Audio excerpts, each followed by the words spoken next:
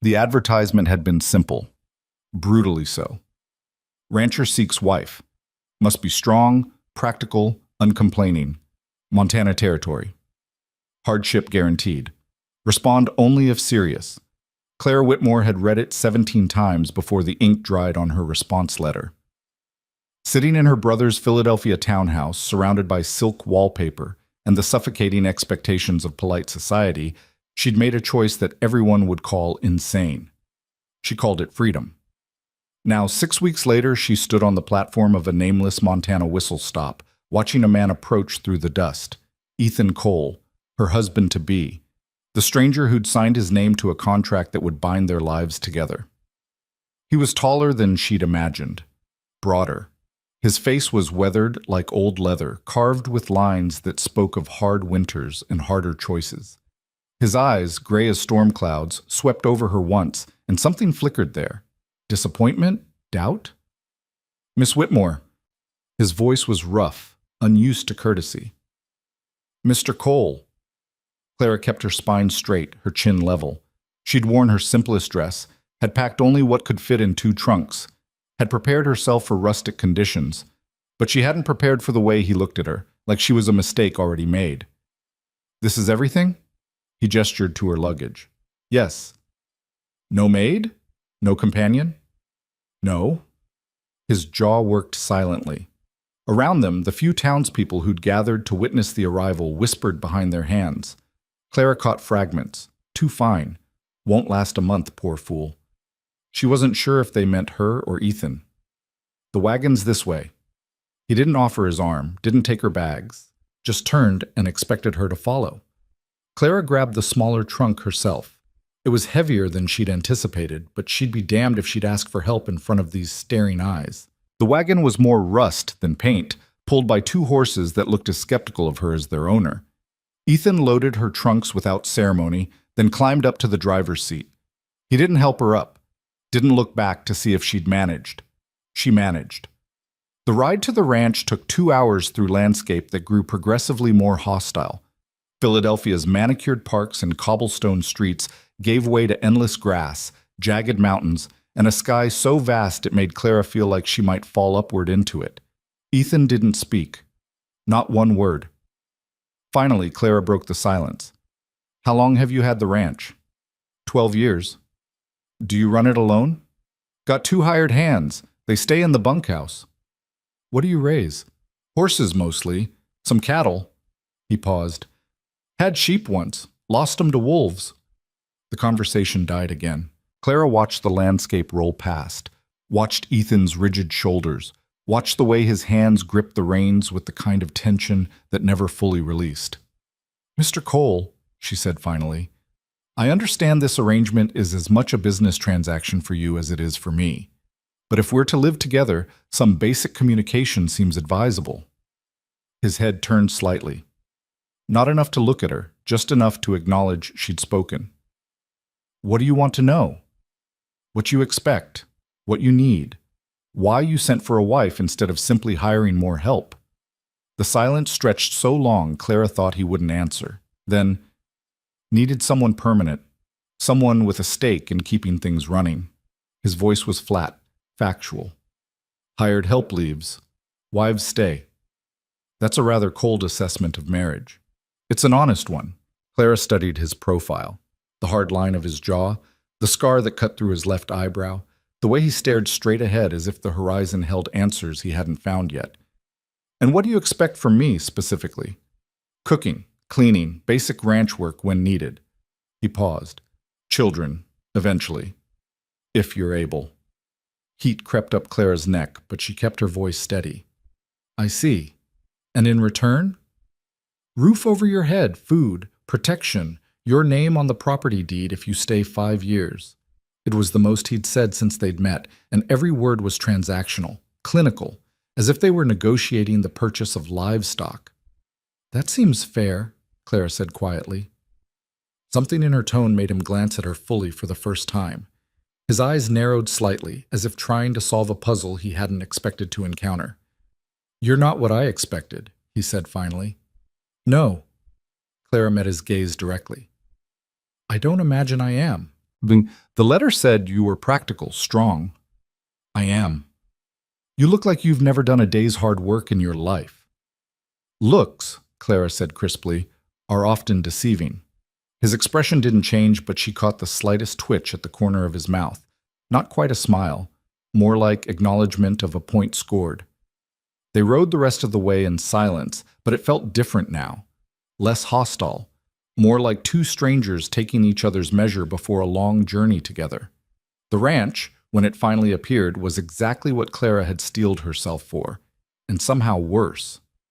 A main house that was barely more than a cabin, wood-sided and weathered, a barn that leaned slightly to the left, corrals that needed mending. Everything spoke of hard work deferred, of a man stretched too thin trying to hold together something constantly threatening to fall apart. It's not much, Ethan said, and for the first time, Clara heard something other than flat pragmatism in his voice, something that might have been defensiveness or shame. It's honest, Clara replied. I appreciate honesty. He looked at her sharply, as if checking for mockery. Found none. His shoulders relaxed fractionally. I'll show you inside. The cabin's interior was sparse to the point of severe. One main room serving as kitchen, dining area, and living space. A single bedroom off to the side, Ethan's presumably. A ladder leading to a loft. You can have the bedroom, Ethan said. I'll move my things to the loft. Clara turned to him. That's not necessary. We're married, Mr. Cole. Or we will be, once we find a minister. Found one already. He's riding out tomorrow. Ethan's face was carefully blank. But I'll sleep in the loft just the same, until you're comfortable with other arrangements. It was, Clara realized, the closest thing to kindness he'd offered. A brutal sort of consideration, but consideration nonetheless. Thank you, she said softly. He nodded once, then grabbed her trunks and carried them to the bedroom.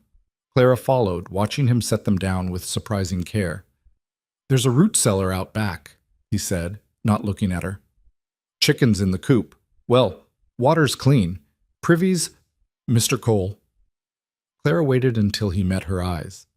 I'm not afraid of hard work. I'm not afraid of primitive conditions. I didn't come here expecting luxury. Then why did you come? The question hung between them, sharp and genuine. Clara considered lying, considered offering some sanitized version of the truth, but something in his eyes, something raw and unguarded for just a moment, made her choose honesty instead. Because in Philadelphia, I was drowning in silk and propriety.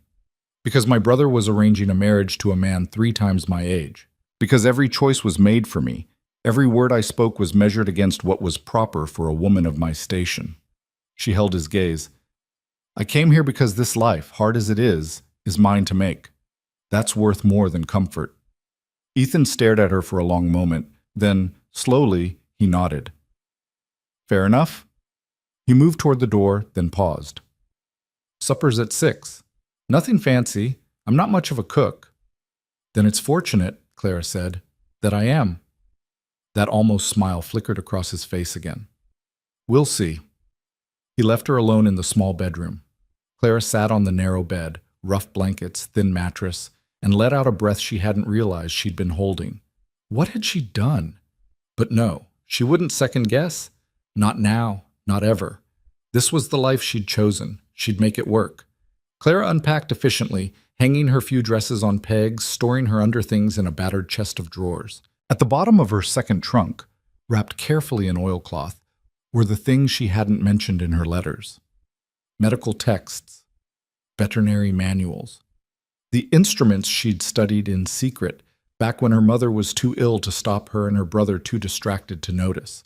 The things that made her useful in ways Ethan Cole couldn't possibly expect. She hid them beneath her winter clothes and went to explore the kitchen. It was, predictably, a disaster.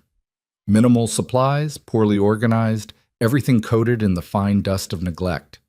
Clara found flour, salt, some questionable jerky, and a few withered vegetables in the root cellar. Not much to work with. She made it work anyway. By 6 o'clock, she'd produced a simple stew that actually smelled edible, biscuits that would be passable if not inspired, and strong coffee that could wake the dead. Ethan came in exactly on time, 2 ranch hands trailing behind him. They stopped short when they saw the table set, the food steaming, Clara standing there in a clean apron like she'd been doing this for years. "Boys, this is Miss Whitmore," Ethan said gruffly. "She'll be my wife come tomorrow. You'll treat her with respect." The older of the two men, grizzled, 60s, missing several teeth, nodded. "Ma'am, name's Jack." The younger one, barely 20 with nervous eyes, managed, "Samuel, ma'am." "Gentlemen," Clara gestured to the table, "please sit. There's plenty." They ate in near silence, but Clara caught the glances between the three men, the surprise in their eyes, the way Jack raised his eyebrows at Ethan as if to say, "You didn't mention she could cook."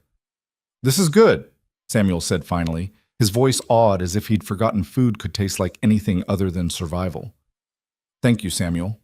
Ethan said nothing, but he had seconds, then thirds. After the hands returned to the bunkhouse, Ethan lingered by the door. "That was better than expected," he said. "I'm glad it met expectations." "Exceeded them." He paused, uncomfortable with the admission. "I'll be up early, 4:30. Don't feel obliged to, but I'll have breakfast ready at 5, Clara interrupted. "You don't have to cheat, Mr. Cole." Clara set down the dish she'd been washing. "I didn't come here to be a decorative burden. I came here to be useful. Let me be useful." He studied her for a long moment, then nodded slowly. "All right then. 5 o'clock. That night, Clara lay in Ethan's bed, her bed now, and listened to the unfamiliar sounds of the Montana frontier. Wind against wood. Horses shifting in the barn. The creak of the ladder as Ethan climbed to the loft. She'd done it. She'd actually done it. Left everything familiar, traveled 2,000 miles, and bound herself to a stranger in a land that wanted her dead. It should have terrified her. Instead, Clara smiled into the darkness and slept better than she had in years. The minister arrived at noon the next day, a traveling preacher with kind eyes and a well-worn Bible. He performed the ceremony in the main room with Jack and Samuel as witnesses. The whole affair took less than 10 minutes. "Do you, Ethan Cole, take this woman to be your lawfully wedded wife?" "I do." "And do you, Clara Whitmore, take this man to be your lawfully wedded husband?" "I do." "Then, by the power vested in me by the territory of Montana, I pronounce you man and wife." No kiss, no celebration, just signatures on paper and a handshake with the minister. Clara was married. Mrs. Cole now. The name felt strange, heavy, real. Life on the ranch settled into a rhythm quickly.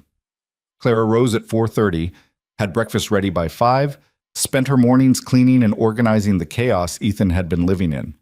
Afternoon, she worked in the garden she'd started, mended clothes, preserved what little food they had. Ethan watched her with constant suspicion, as if waiting for her to break, to complain, to reveal herself as the fragile city woman he'd expected.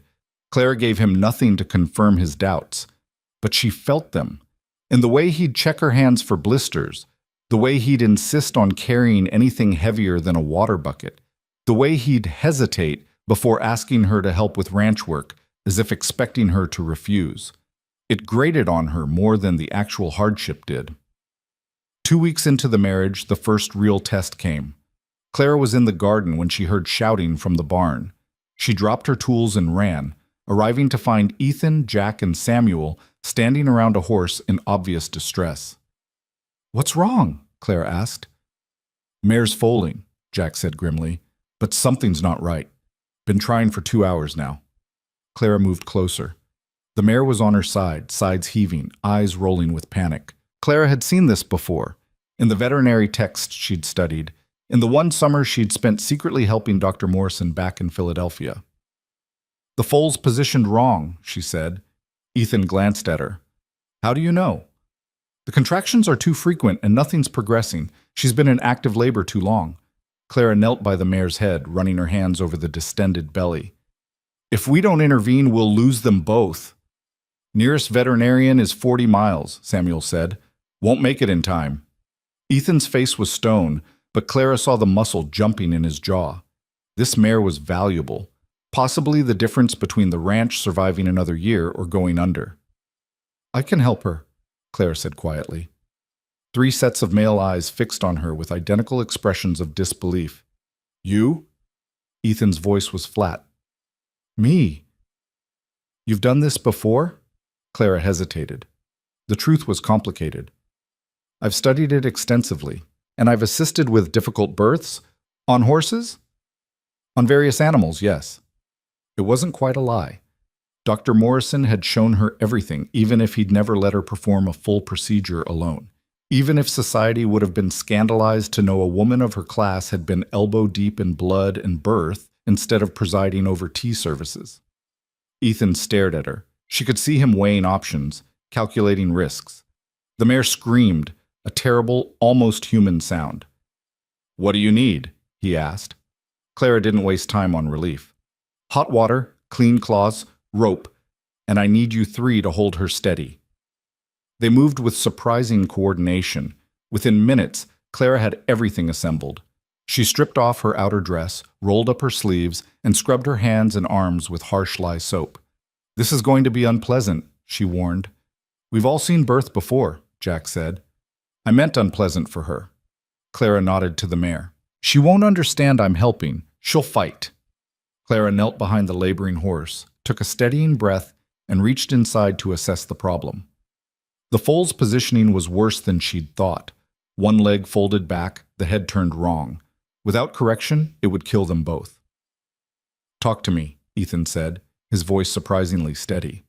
"What do you feel?" "Front leg is caught. I need to reposition it, then turn the head."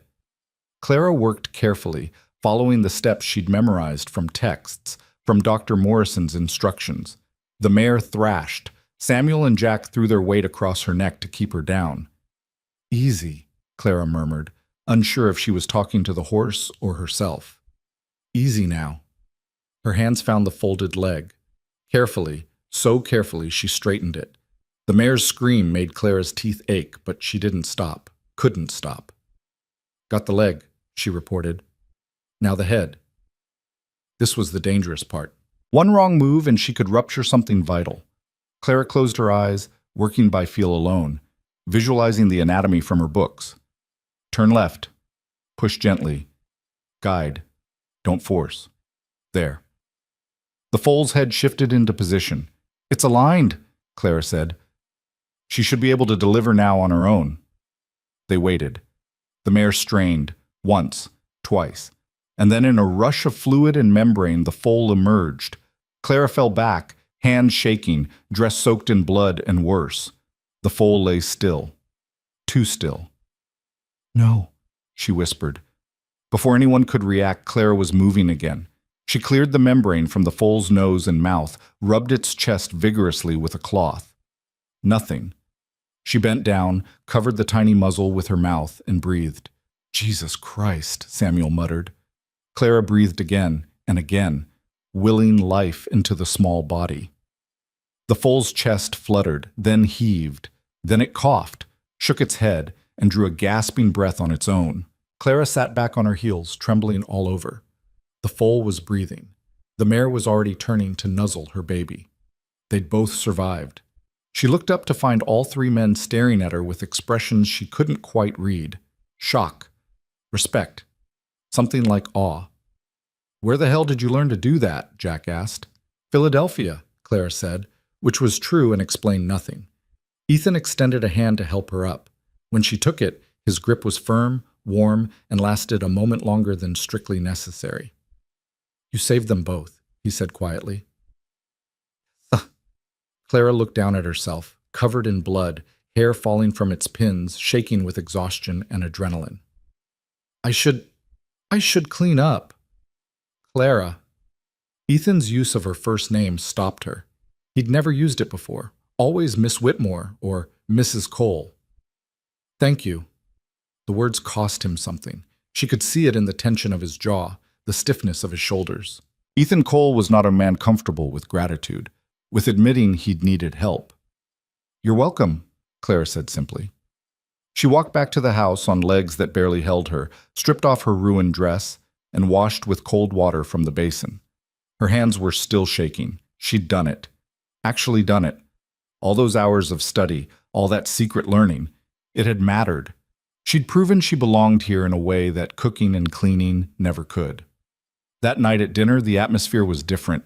Samuel couldn't stop talking about what Mrs. Cole done with that mare.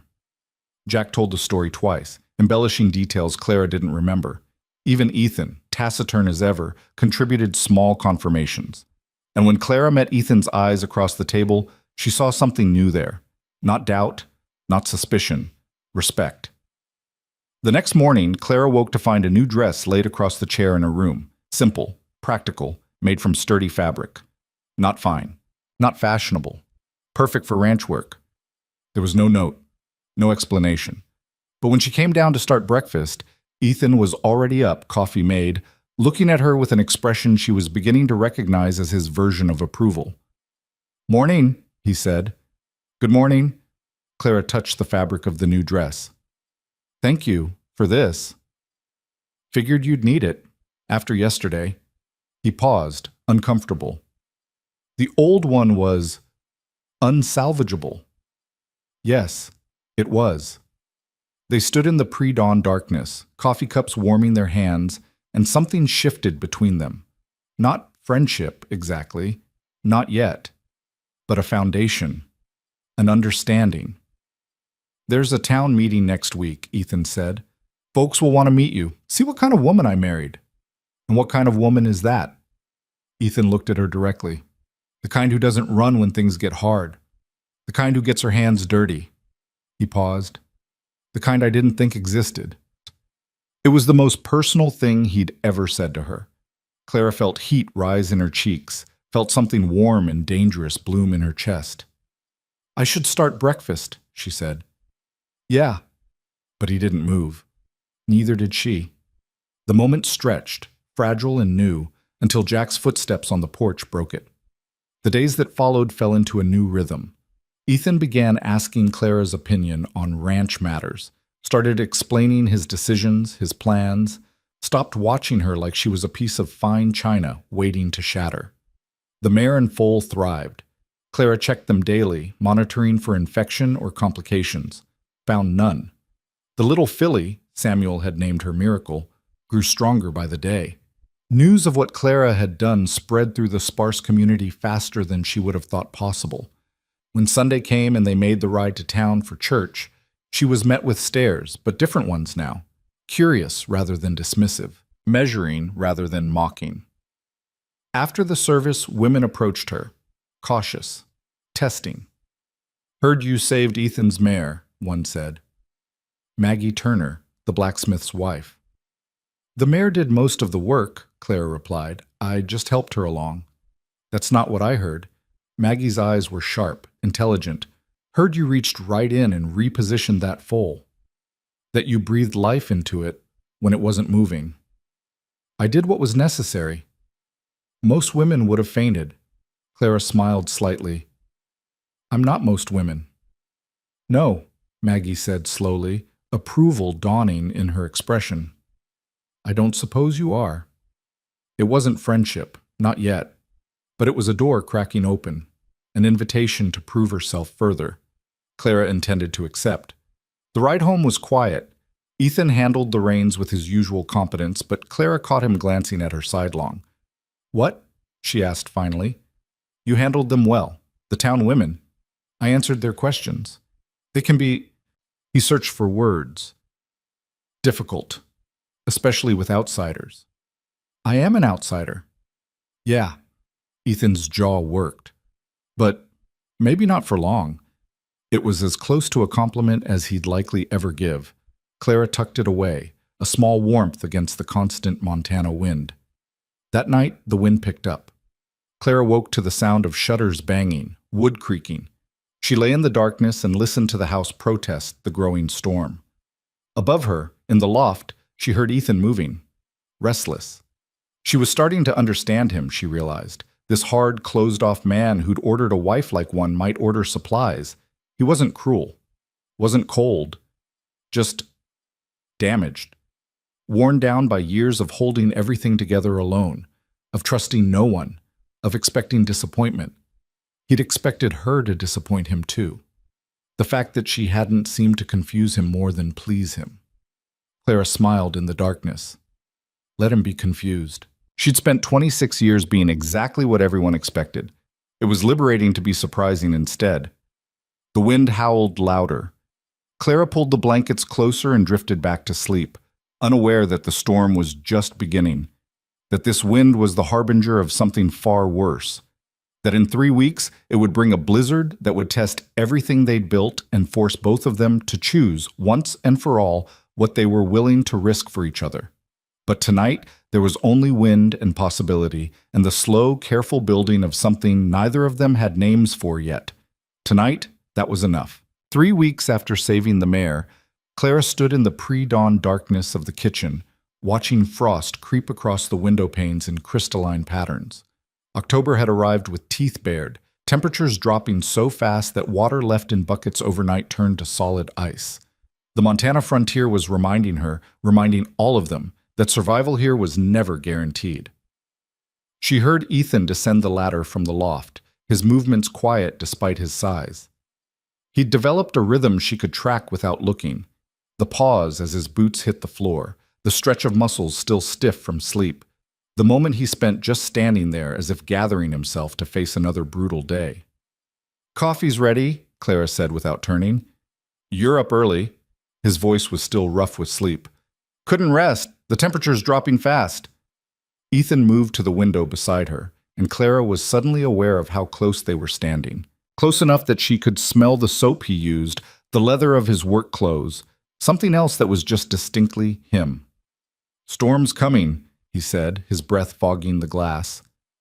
"Big one, if I'm reading the signs right." "How big?" "Bad enough."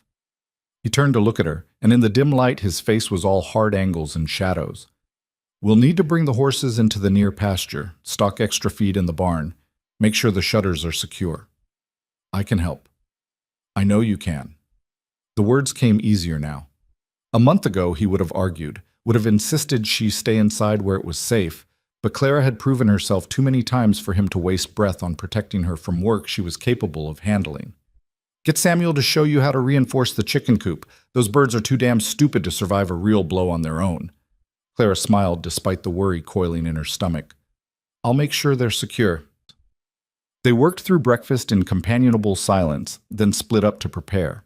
Clara found Samuel already in the barn, his young face tight with worry. "Mr. Cole say how bad it's going to be?" he asked as they carried extra hay bales from the storage shed. "Bad enough to prepare for the worst." Samuel nodded, his hands working automatically even as his eyes kept drifting to the northern horizon. "I've been through 3 Montana winters now. Each one tries harder to kill you than the last." "Encouraging," Clara said dryly. "Just being honest, ma'am." He paused, then added, "But you seem the type who'd rather know the truth than be coddled." "You're right about that." They worked steadily through the morning. Clara's hands grew numb despite her gloves, her muscles aching from hauling feed and water and supplies. But she didn't slow down, didn't complain. Around her the ranch moved with urgent purpose. Jack mending weak points in the barn roof, Ethan driving the horses in from the far pasture, everyone racing against a clock only the sky could see. By noon, the first snowflakes began to fall. Light, deceptive, beautiful even, drifting down like scattered feathers. "Don't let 'em fool you," Jack said, appearing at Clara's elbow as she secured the last of the chicken coop reinforcements. "Pretty snow like this?" "That's just the warning. Real storm's still building." Clara looked up at the sky. The clouds had a strange quality to them, heavy and yellow-gray, pressing down like a physical weight.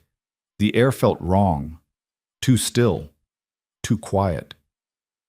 "How much time do we have?" "Hours, maybe less." Jack's weathered face was grim. "You ever been in a real blizzard, ma'am?" "No." "Then let me tell you straight, you don't go outside once it hits. Don't matter if you hear animals screaming, don't matter if the barn sounds like it's coming apart. You stay inside, because that wind will turn you around so fast you won't know which way is up, and you'll freeze to death 10 feet from your own door without ever knowing how close you were to safety." Clara's throat went dry. "I understand." "Make sure you do." Jack's eyes were kind but serious. "I've seen men die in storms like this. Good men, strong men. The cold don't care how tough you are." She nodded, and Jack squeezed her shoulder once before heading back to his work. The afternoon disappeared in a blur of preparation. Clara cooked enough food to last days, stew that could be reheated, bread that would keep, anything that wouldn't require them to go outside for supplies. She filled every container they had with water, organized medical supplies, pulled extra blankets from the trunks. Ethan came in as she was checking their lamp oil reserves. "That's good thinking," he said, nodding at the supplies she'd laid out. "I don't want to be caught unprepared." "You won't be." He moved closer, and Clara saw the tension in his shoulders, the way his jaw was set. "Clara, listen to me. If this storm gets as bad as I think it will, we stay inside, no matter what. You understand?" "Jack already gave me that lecture. I'm giving it again." Ethan's hand caught her arm, not roughly but firmly enough to make her stop and look at him. "I mean it. I've seen what these storms can do. I've lost animals, lost parts of the barn, nearly lost Jack one year when he was fool enough to try checking the livestock. You don't go out there." Clara studied his face. This close, she could see the fine lines around his eyes, the scar tissue on his knuckles, the way worry had carved itself into his features. This wasn't just caution. This was fear. "I promise," she said quietly. "I won't do anything stupid." "Good." But he didn't let go of her arm. "I need you to survive this, Clara. The ranch needs you. I need—" He stopped himself, jaw clenching. "Just stay safe." Before she could respond, he released her and turned away, grabbing his coat. "I'm doing one more check of the animals. Be back before dark." He left before she could ask what he'd been about to say. The snow fell heavier as afternoon faded into early evening. By the time Ethan returned, the wind had picked up, driving the flakes horizontal, turning the world beyond the windows into a swirling white chaos. Samuel and Jack came in for supper, their faces red with cold, ice crusted in their beards. "Everything's as secure as we can make it," Jack reported, accepting the bowl of stew Clara handed him with grateful hands. "Horses are in the near barn, cattle are in the windbreak. Nothing else we can do now but wait it out."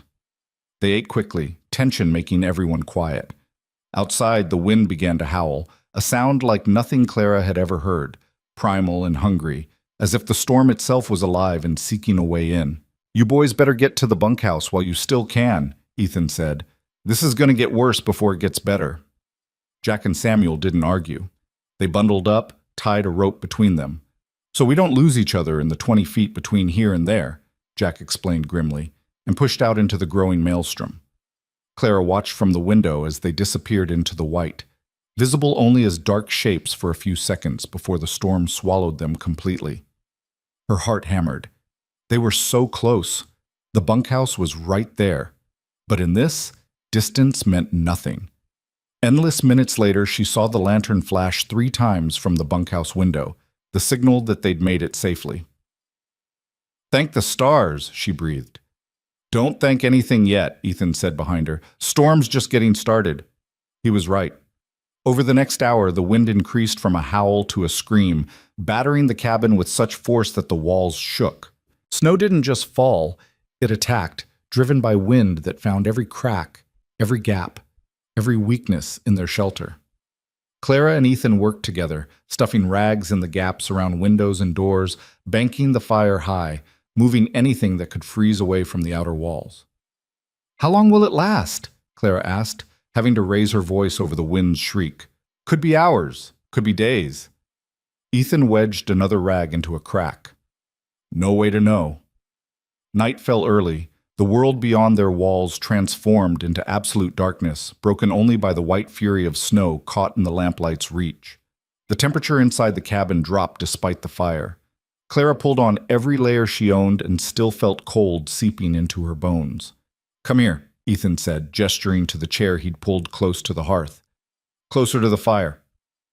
Clara sat, and after a moment's hesitation, Ethan draped one of the heavy blankets around her shoulders. His hands lingered briefly, a touch that might have been accidental or might have been something else. "Thank you," Clara said. He settled into the other chair, his own blanket pulled tight. For a while they just sat there, listening to the storm rage, watching the fire dance. "Tell me about Philadelphia," Ethan said suddenly. Clara looked at him in surprise. "What do you want to know?" "Anything. Everything." He stared into the flames. I can't picture you there. Can't see you in that life you left behind. Clara considered her answer carefully. I lived in my brother's house after my mother died. Large townhouse, good address, servants to do everything, social calls and tea parties and endless, suffocating rules about what a proper lady could and couldn't do. Sounds comfortable. It was a cage. The words came out sharper than she'd intended. A gilded one, yes, but still a cage. Every choice made for me. Every thought I had measured against propriety. When I expressed interest in medicine, in learning real skills, I was told it was unseemly, unwomanly. When I studied anyway, in secret, I was made to feel like I was committing some terrible sin. Is that where you learned the veterinary medicine, in secret? Yes, there was a doctor, Dr. Morrison, who lived 3 streets over. He was old, eccentric, didn't care much for society's opinions. When he discovered I was reading his medical journals that I'd borrowed from his library, he offered to teach me properly. Clara smiled at the memory. My brother would have been horrified. A woman, studying anatomy and surgery, learning to handle blood and instruments. You're good at it, Ethan said. What you did with that mare, that wasn't just book learning, that was skill. Dr. Morrison said I had steady hands, a calm head in crisis. Clara held those hands up to the firelight, studying them. In Philadelphia, those talents were worthless. Here, they matter. They matter, Ethan agreed quietly. He was silent for a moment, then asked, Your brother, he was arranging a marriage? To a business associate, 63 years old, twice widowed, looking for a young wife to manage his household and bear his heirs. Clara's voice went flat. My brother thought it was an excellent match, financially advantageous. And you thought differently. I thought I'd rather die. She looked at Ethan directly. So when I saw your advertisement, I answered it. My brother tried to stop me, of course, threatened to disown me, said I was throwing away my life on frontier madness. Maybe you were, Ethan said, but there was no judgment in his tone, only curiosity. Maybe. Clara pulled the blanket tighter. But it's my life to throw away. My choice. That's worth everything I left behind. Ethan nodded slowly. I understand that. Choice. He stared into the fire for a long moment. I didn't choose this life. Was born into it. My father had this ranch, worked himself to death trying to make it profitable. Left it to me when I was 19. Been fighting to keep it ever since. 12 years, Clara said, remembering. 12 years of breaking my back, losing livestock, watching neighbors give up and move on. 12 years alone because I couldn't ask a woman to share this life. He laughed, a bitter sound. Then I got desperate enough to try anyway. Sent that advertisement expecting some desperate widow or homely farm girl who'd have nowhere else to go. And instead you got me. Yeah. Ethan turned to look at her fully. Instead I got you. City woman, educated. Pretty enough to have had real options.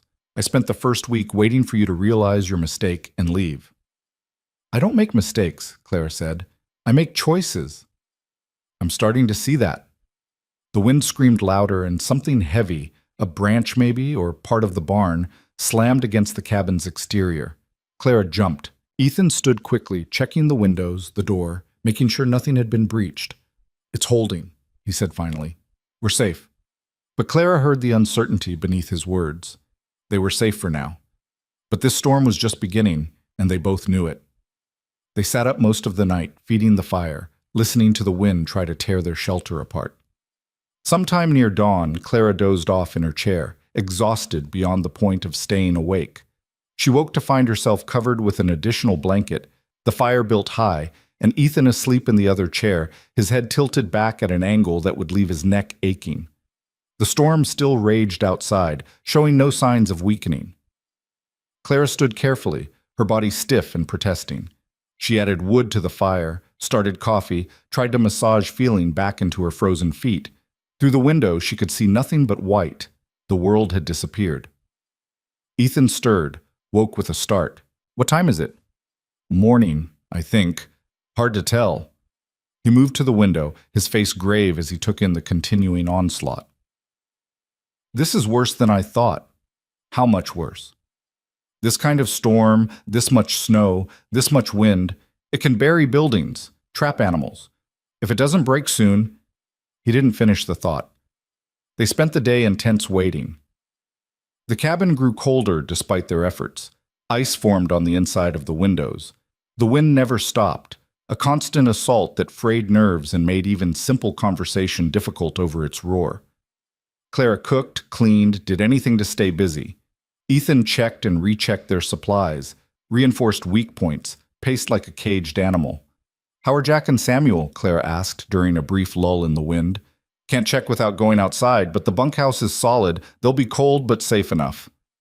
"And the animals?" Ethan's jaw tightened. "No way to know." It was the not knowing that was hardest, Clara realized.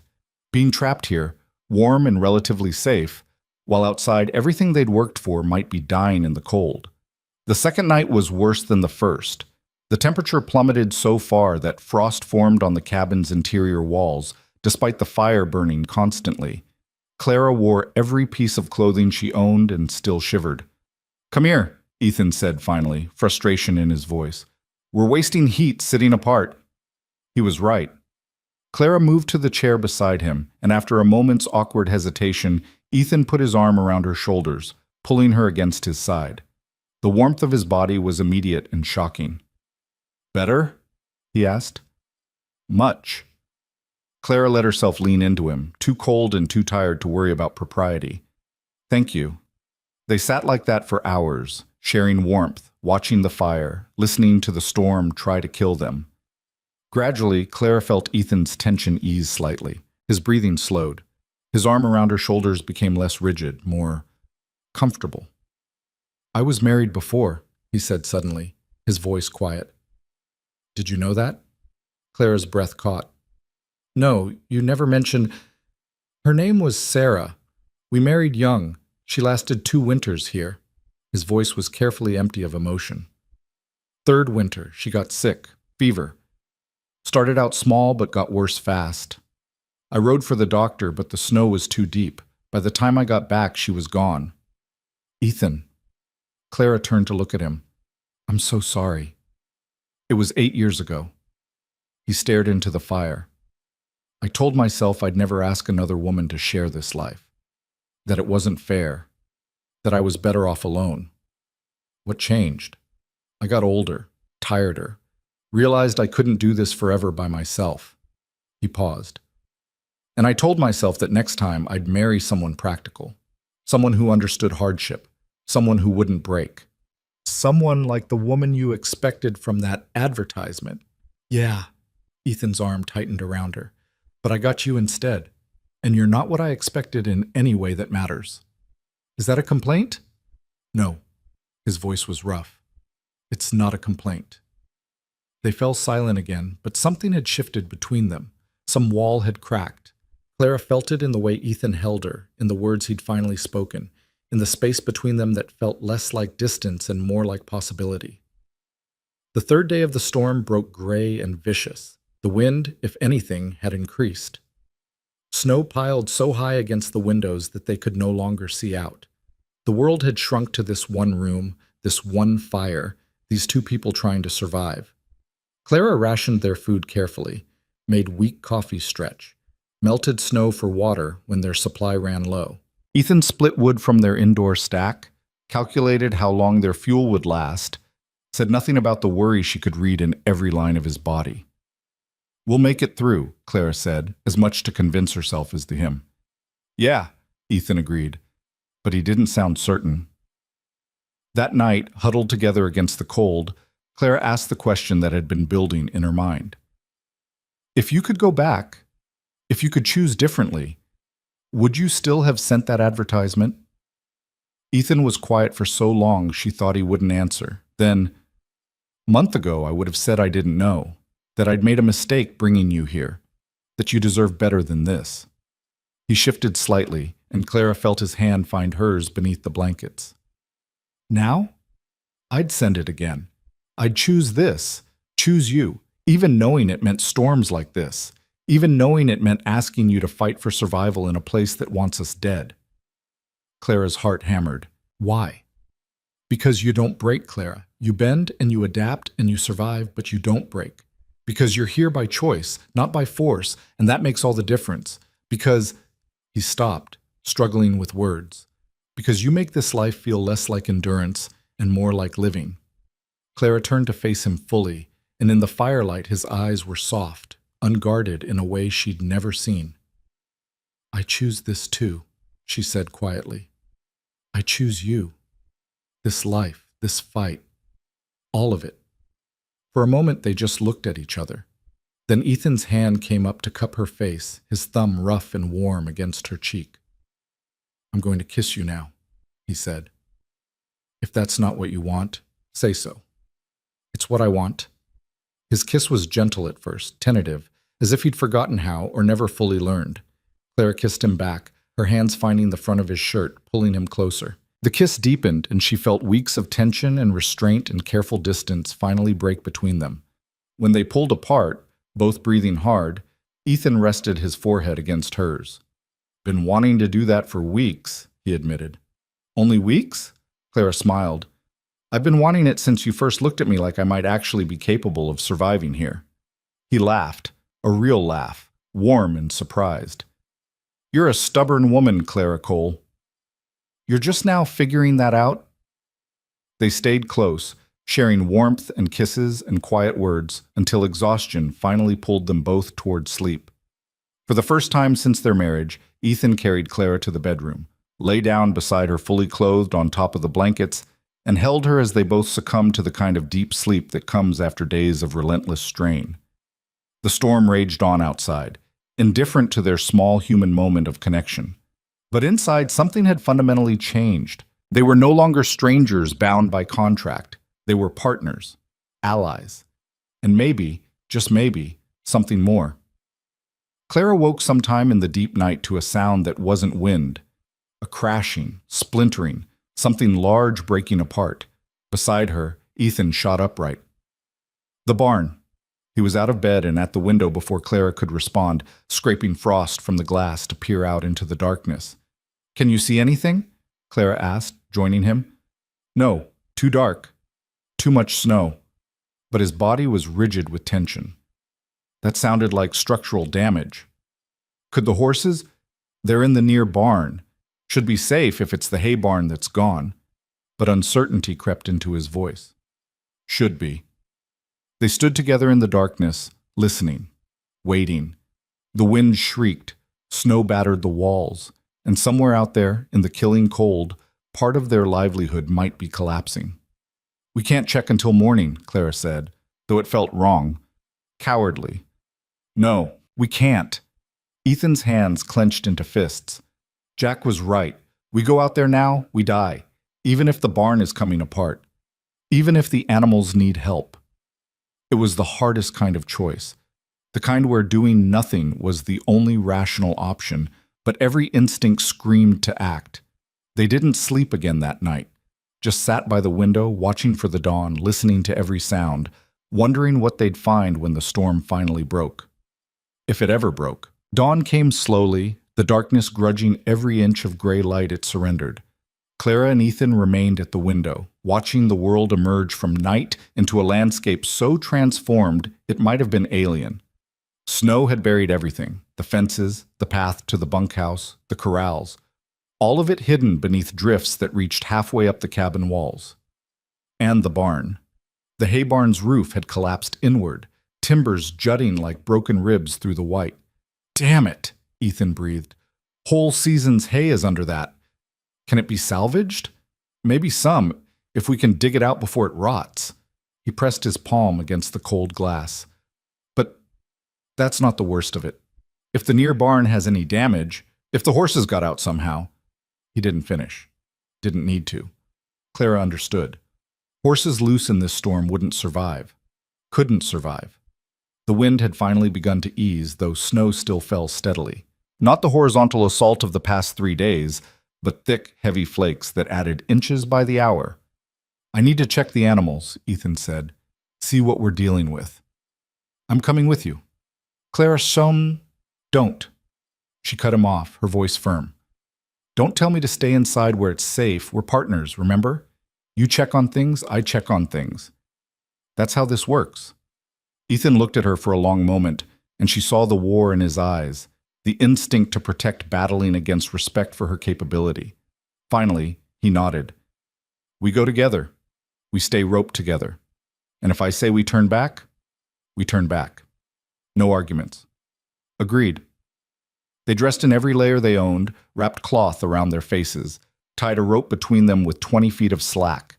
Ethan opened the door against the resistance of packed snow, and the cold hit Clara like a physical blow. It wasn't just cold. It was murderous, the kind of temperature that could freeze exposed skin in minutes. Stay close, Ethan shouted over the wind. Watch for drifts. They can be deeper than you think. The journey to the barn, normally a 2-minute walk, took 20. The snow came up to Clara's thighs in places, to her waist in the drifts. Every step was a fight. Her lungs burned with each breath of frigid air. Ice formed on her eyelashes, in her hair. But she kept moving, kept following Ethan's broad back, kept pushing forward. The near barn had held, thank the stars. When Ethan hauled the door open, Clara heard the most beautiful sound, horses nickering, moving, alive. They crowded inside, and the relative warmth of the barn felt like summer despite being well below freezing. Count them, Ethan ordered, moving down the line of stalls. Clara counted. Once, twice. Her heart sank. We're missing one, she said. Ethan's face went pale. Which one? The young stallion, the bay. Damn it, he was always the flighty one. Ethan checked the stalls again, as if hoping Clara had miscounted, but the empty stall confirmed it. He must have spooked when the hay barn collapsed, jumped the fence, or broke through somehow. Can a horse survive out there? Not for long, not in this. Ethan's jaw clenched. Maybe he found shelter. Maybe he's hunkered down in the windbreak with the cattle. But his voice carried no conviction. They both knew what a spooked horse would do. Run. Keep running until it couldn't anymore. They checked the rest of the animals quickly. The cattle had survived in the windbreak, packed together for warmth, miserable but alive. The chickens were shockingly resilient, huddled in their reinforced coop. Everything else seemed to have weathered the storm. Everything except the stallion. We need to check on Jack and Samuel, Clara said as they stood in the barn, both of them shaking with cold despite their layers. The bunkhouse was closer, but the drifts between were treacherous. Twice Clara stumbled, and only the rope between them kept her from disappearing into the white. Ethan pulled her up both times without comment, but she felt his grip tighten on the rope, keeping her closer. Jack opened the door before they could knock, his weathered face creased with relief. Thank the stars. We saw you moving around and hoped you'd made it through. He pulled them inside where Samuel was stoking a small fire. How bad is it? Hay barn's gone, Ethan reported. Lost the young bay stallion. Everything else survived. Jack cursed quietly. That stallion was worth good money. I know. Ethan's voice was flat. But money doesn't matter if he's dead. I'm going to search for him once this lets up. You'll do no such fool thing, Jack said sharply. That horse ran off in a panic. Could be 5 miles away by now. Could be in a ravine. Could be anywhere. You go out searching in this, you'll die right alongside him. I can't just... You can and you will. Jack's voice carried the authority of age and experience. I've seen men die for less. That horse is probably gone already, Ethan. Don't make your wife a widow over it. The word widow hung in the air. Clara saw Ethan flinch, saw the memory of Sarah cross his face. Jack's right, she said quietly. We can search when it's safe, but not now. Not yet. Ethan looked at her, and she saw the struggle in his eyes. The need to act warring against the knowledge that action would be suicide. Finally, his shoulders sagged. All right. We wait. They made it back to the cabin as the snow began to fall harder again. Inside, Clara's fingers and toes screamed as feeling returned to them. She'd never been this cold in her life, never understood that cold could be a kind of pain, relentless and all-consuming. Ethan built the fire high and made her sit close to it, chafing her hands between his own. You did good out there, he said. A lot of women would have panicked or slowed us down. I'm not a lot of women. No. His hand stilled on hers. You're really not. The storm continued for 2 more days, though with less violence than before. They fell into a rhythm of survival. rationing food, conserving fuel, checking on the animals in brief, dangerous excursions. The world beyond their small circle of warmth ceased to exist. On the sixth day, Clara woke to silence. She lay still for a moment, disoriented. Then she realized the wind had stopped. Completely. The constant howl that had been the soundtrack to their existence for nearly a week had simply ceased. Ethan. She shook his shoulder. They'd been sleeping in the same bed since that first kiss, finding warmth and comfort in each other. The storm.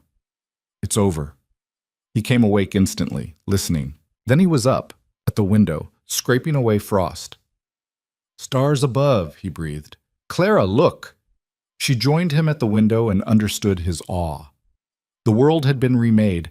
Snow covered everything in smooth, pristine drifts that sparkled in the weak sunlight. The sky was painfully blue, cloudless, beautiful.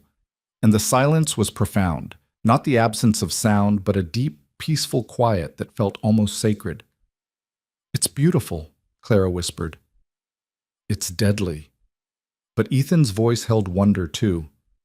All that snow, we'll be digging out for weeks, and the melt will flood everything come spring. But we survived. Yeah. He turned to her, and his hand found hers. We survived. They spent the morning assessing damage.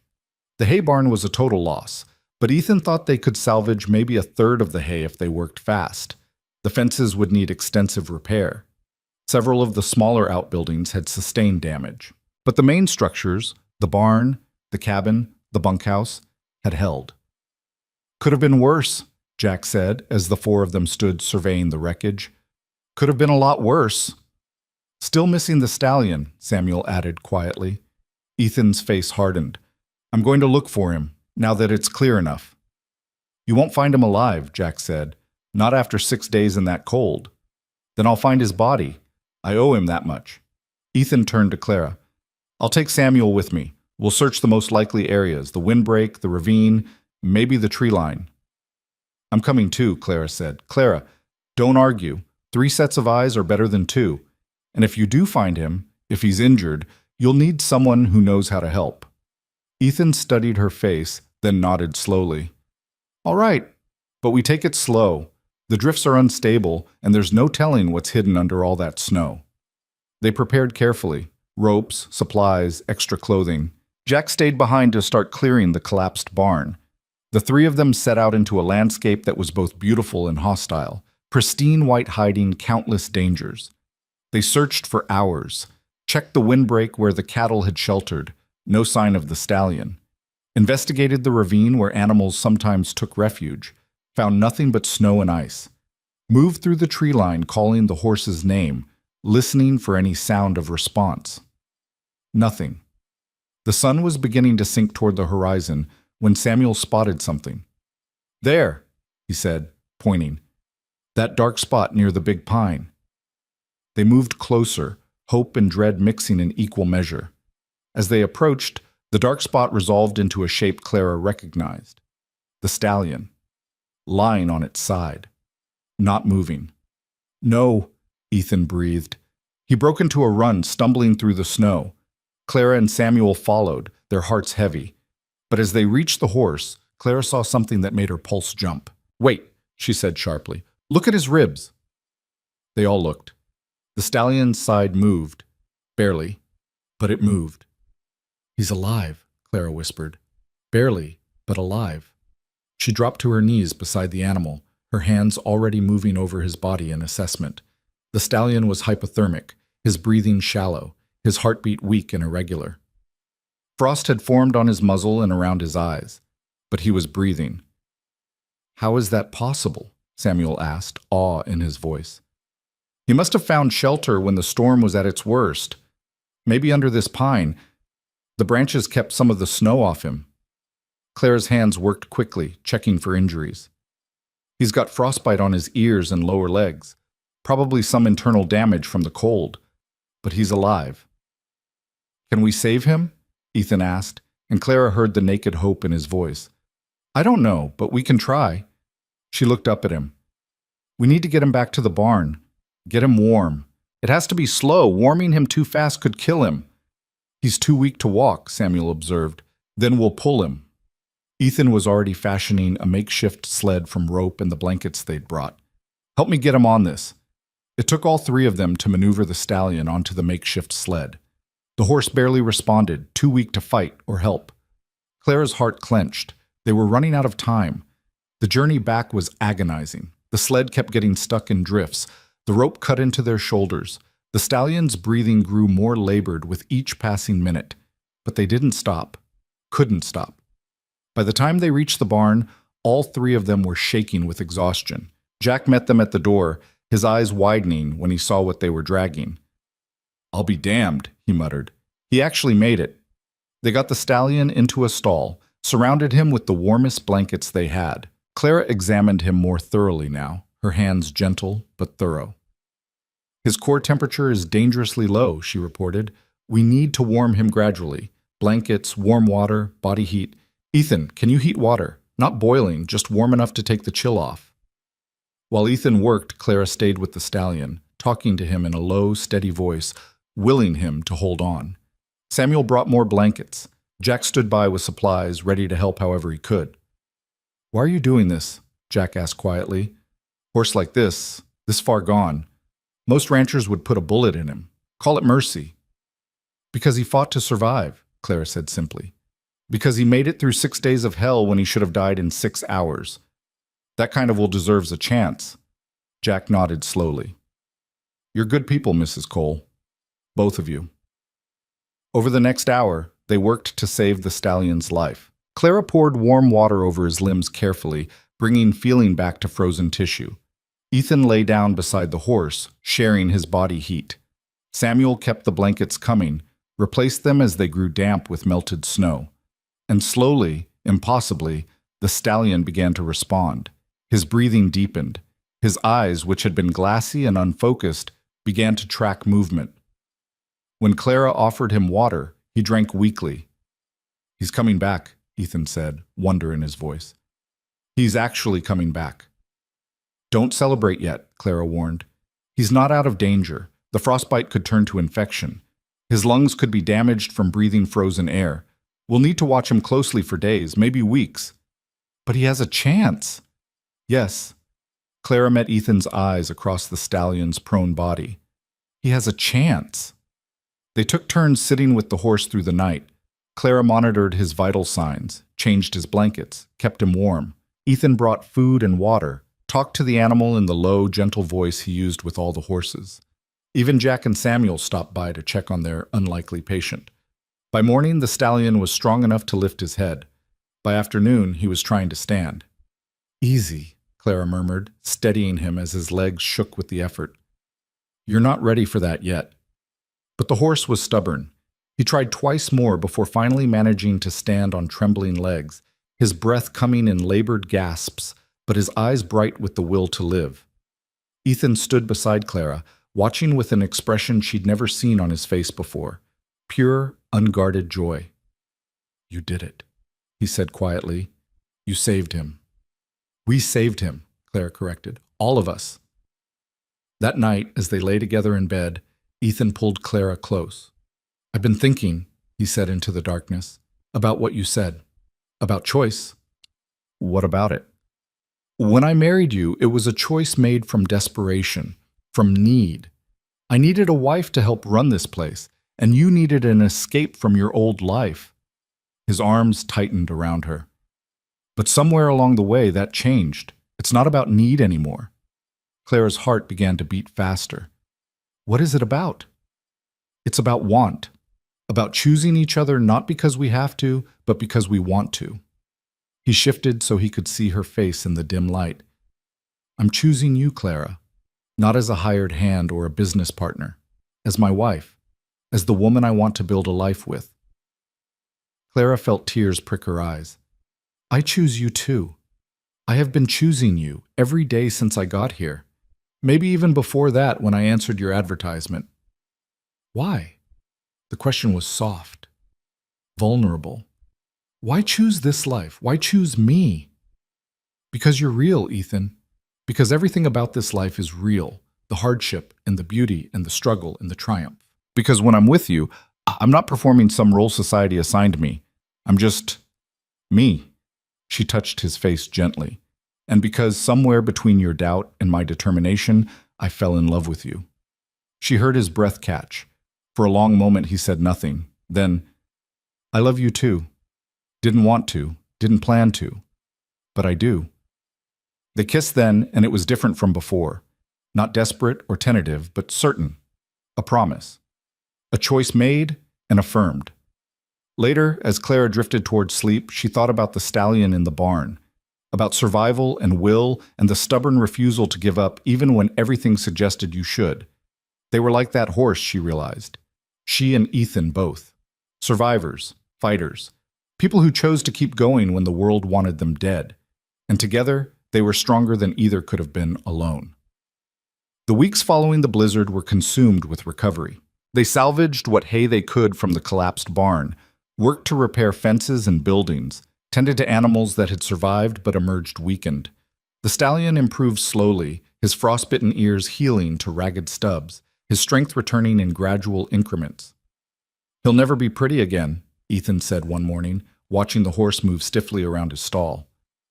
Those ears, the scars from the frostbite, he's marked for life. Pretty doesn't matter, Clara replied. He survived. That's what matters. Winter deepened. More storms came, though none as severe as the first.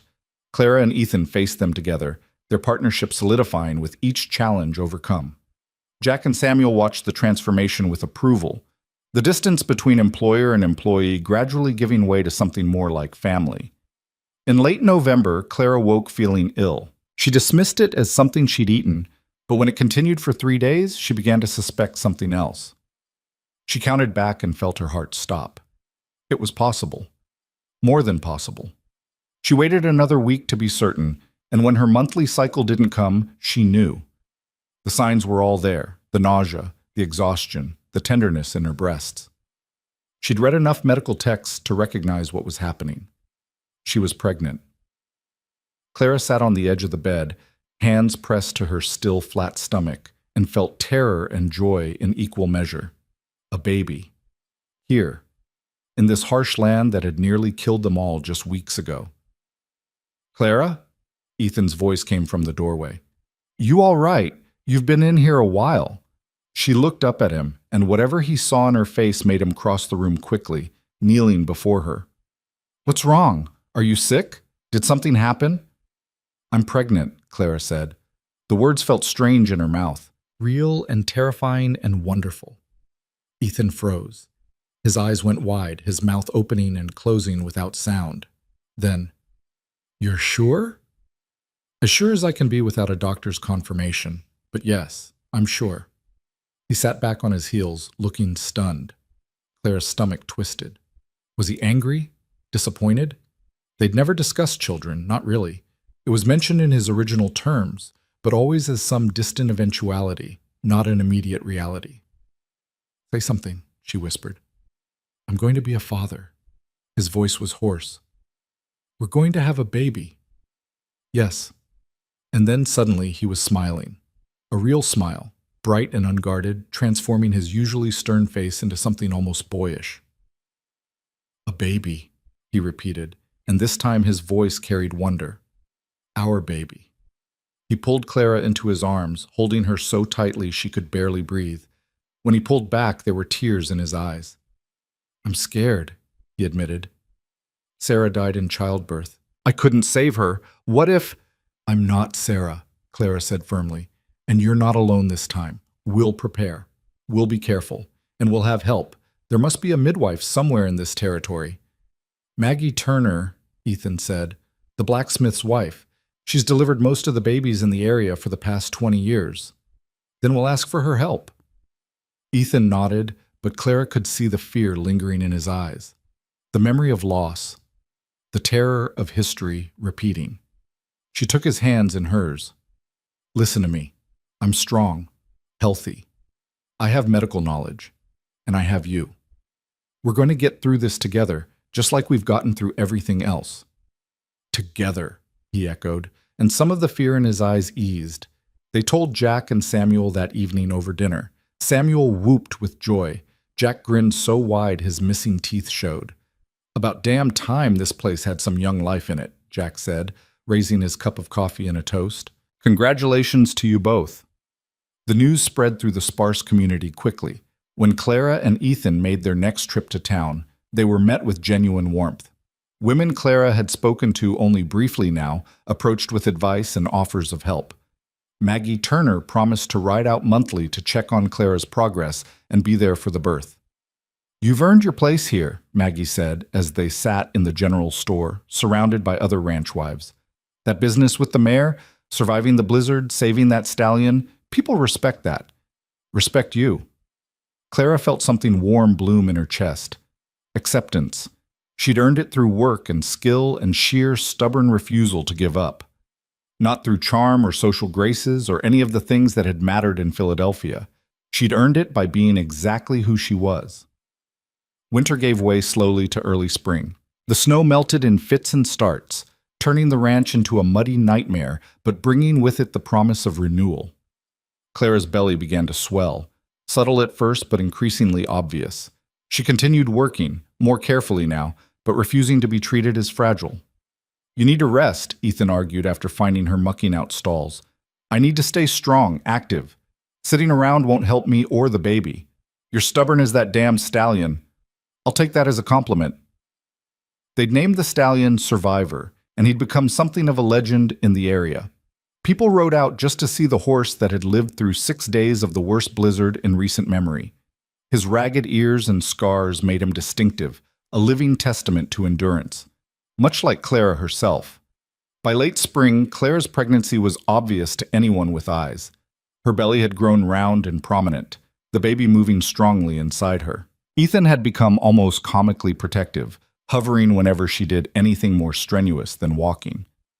"I'm pregnant, not dying," Clara said for what felt like the 100th time. "I know, but I worry." "Then worry quietly while I finish this mending." He smiled despite himself. "Yes, ma'am." Summer arrived with its own set of challenges. The heat made Clara's pregnancy more uncomfortable, her swollen feet aching, her back constantly sore. But the ranch thrived. They'd rebuilt the hay barn. The horses and cattle had produced strong young. Even the chickens seemed more productive than before. It was as if the ranch itself had survived its trial by fire, or rather, ice, and emerged stronger for it. In early August, Clara woke to the first contraction. It was a tightening, low and deep, that woke her just before dawn. Clara lay still, breathing through it, timing it instinctively. When it passed after 30 seconds, she waited, watched the sky lighten through the window, felt the life inside her shift and turn. Another contraction came 15 minutes later. Beside her, Ethan slept on, his face peaceful in a way it rarely was during waking hours. Clara studied him for a moment. This man who'd become her anchor, her partner, her love. In a few hours, their lives would change forever. The third contraction was stronger. Clara couldn't suppress the small sound that escaped her throat. Ethan's eyes opened immediately. "Clara, what's wrong?" "Nothing's wrong. The baby's coming." She watched him process the words, saw the moment understanding hit. His face went pale, then flushed, then pale again. "Now? Right now?" "Not right this moment. But today, I think." Another contraction rolled through her and she gripped his hand. "We need to send Samuel for Maggie, and you need to breathe before you pass out." "I'm breathing. You're holding your breath." Ethan exhaled forcefully, then stood, running his hands through his hair. "Right. Samuel. Maggie. I'll get him riding now." "Ethan." Clara caught his hand before he could bolt from the room. "It's going to be all right. First babies take time. We have hours yet." Sarah's labor was fast, too fast. Clara pulled him down to sit beside her on the bed. "I'm not Sarah, and this isn't the same. I'm prepared. We're prepared. And Maggie will be here." He nodded, but she could see the fear in his eyes, the memory of loss that haunted him. She kissed him gently. "Trust me," she whispered. "I fought blizzards and saved dying horses and earned the respect of an entire frontier community. I can do this too." "I know you can." His voice was rough. "Doesn't mean I won't worry." "Then worry while you're getting Samuel." He kissed her forehead and left. Clara heard him moving through the cabin, heard the door open and close, heard his voice calling for Samuel. Within minutes, she heard hoofbeats heading toward town at a gallop. Jack appeared in the doorway, his weathered face uncertain. "Mr. Cole says the baby's coming, says I should help however you need." "Thank you, Jack. Could you heat water, a lot of it, and make sure we have clean cloths, towels, sheets, anything soft?" "Yes, ma'am." He paused. "You scared?" Clara considered lying, then decided against it. "Terrified.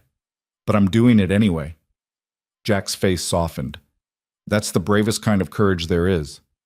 The contractions continued through the morning, growing gradually stronger and closer together. Ethan stayed close, his presence both comforting and anxious. He paced, fetched things, checked on the heated water every 5 minutes. "You're making me dizzy," Clara said finally, half amused and half exasperated. "Sit down before you wear a hole in the floor." "I can't sit. I need to do something." "Then hold my hand and tell me about the ranch. What needs doing this week? What your plans are for fall." He looked at her like she was insane. "You want to talk about ranch business? Now? I want to be distracted." Another contraction hit, stronger than the others. Clara breathed through it, squeezing Ethan's hand hard enough to make him wince. When it passed, she managed, "And you need to be distracted too, so talk." So he talked. About the fence that needed mending in the south pasture. About the new foals and which ones showed promise for training. About his plans to expand the herd come spring. His voice was a steady anchor as the contractions grew stronger as the morning wore into afternoon. Maggie arrived just after noon, her experienced eyes taking in the situation immediately. "How far apart are they?" she asked, setting down her bag. "About 7 minutes now," Clara reported. "They've been getting closer for the past hour." "Good. That's good progress for a first baby." Maggie washed her hands thoroughly, then examined Clara with gentle efficiency. "You're doing well, Mrs. Cole. Still got some ways to go, but everything looks as it should." "How long?" Ethan asked. "Could be hours yet. Could be longer." Maggie's tone was matter-of-fact. "First babies take their time. Nothing to do but be patient." Patience had never been Ethan's strength. He continued to hover, to pace, to jump at every sound Clara made. Finally, Maggie took pity on him. "Mr. Cole, why don't you go check on your livestock, make sure everything's settled for the day?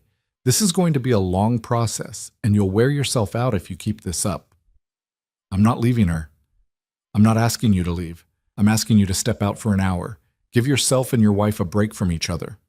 When Ethan looked like he might argue, Maggie added firmly, "I've been doing this for 20 years. She's in good hands." Ethan looked at Clara, who nodded. "Go. I'll be fine." He left reluctantly, and Clara could hear him just outside the cabin, clearly not going far. Maggie chuckled. "He's a good man. Terrified, but good. He lost his first wife in childbirth." "I remember. I was there." Maggie's face grew somber. "Sarah was a sweet girl, but she was delicate. Had complications from the start.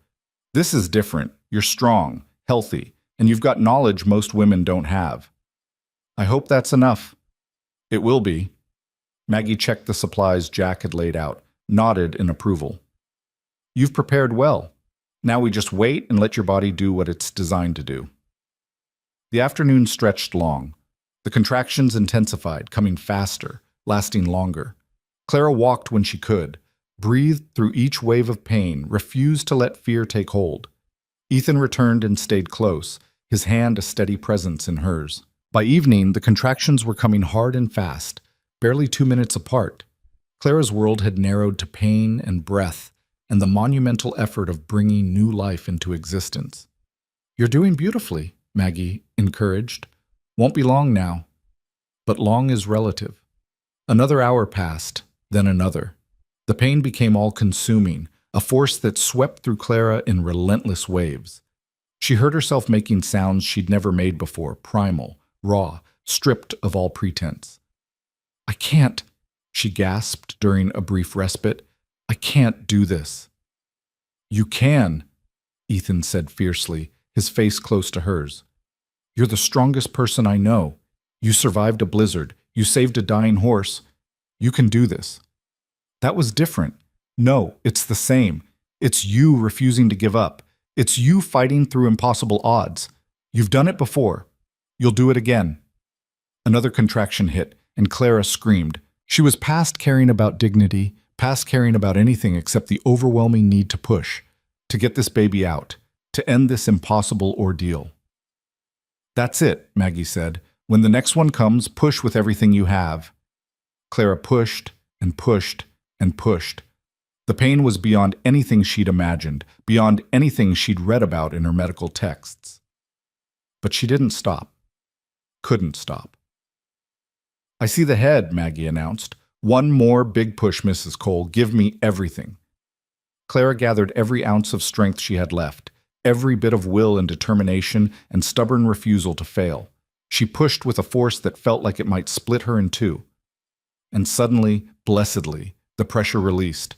A baby's cry filled the room, thin and wavering at first, then stronger, more insistent. "It's a girl," Maggie said, her voice warm with satisfaction.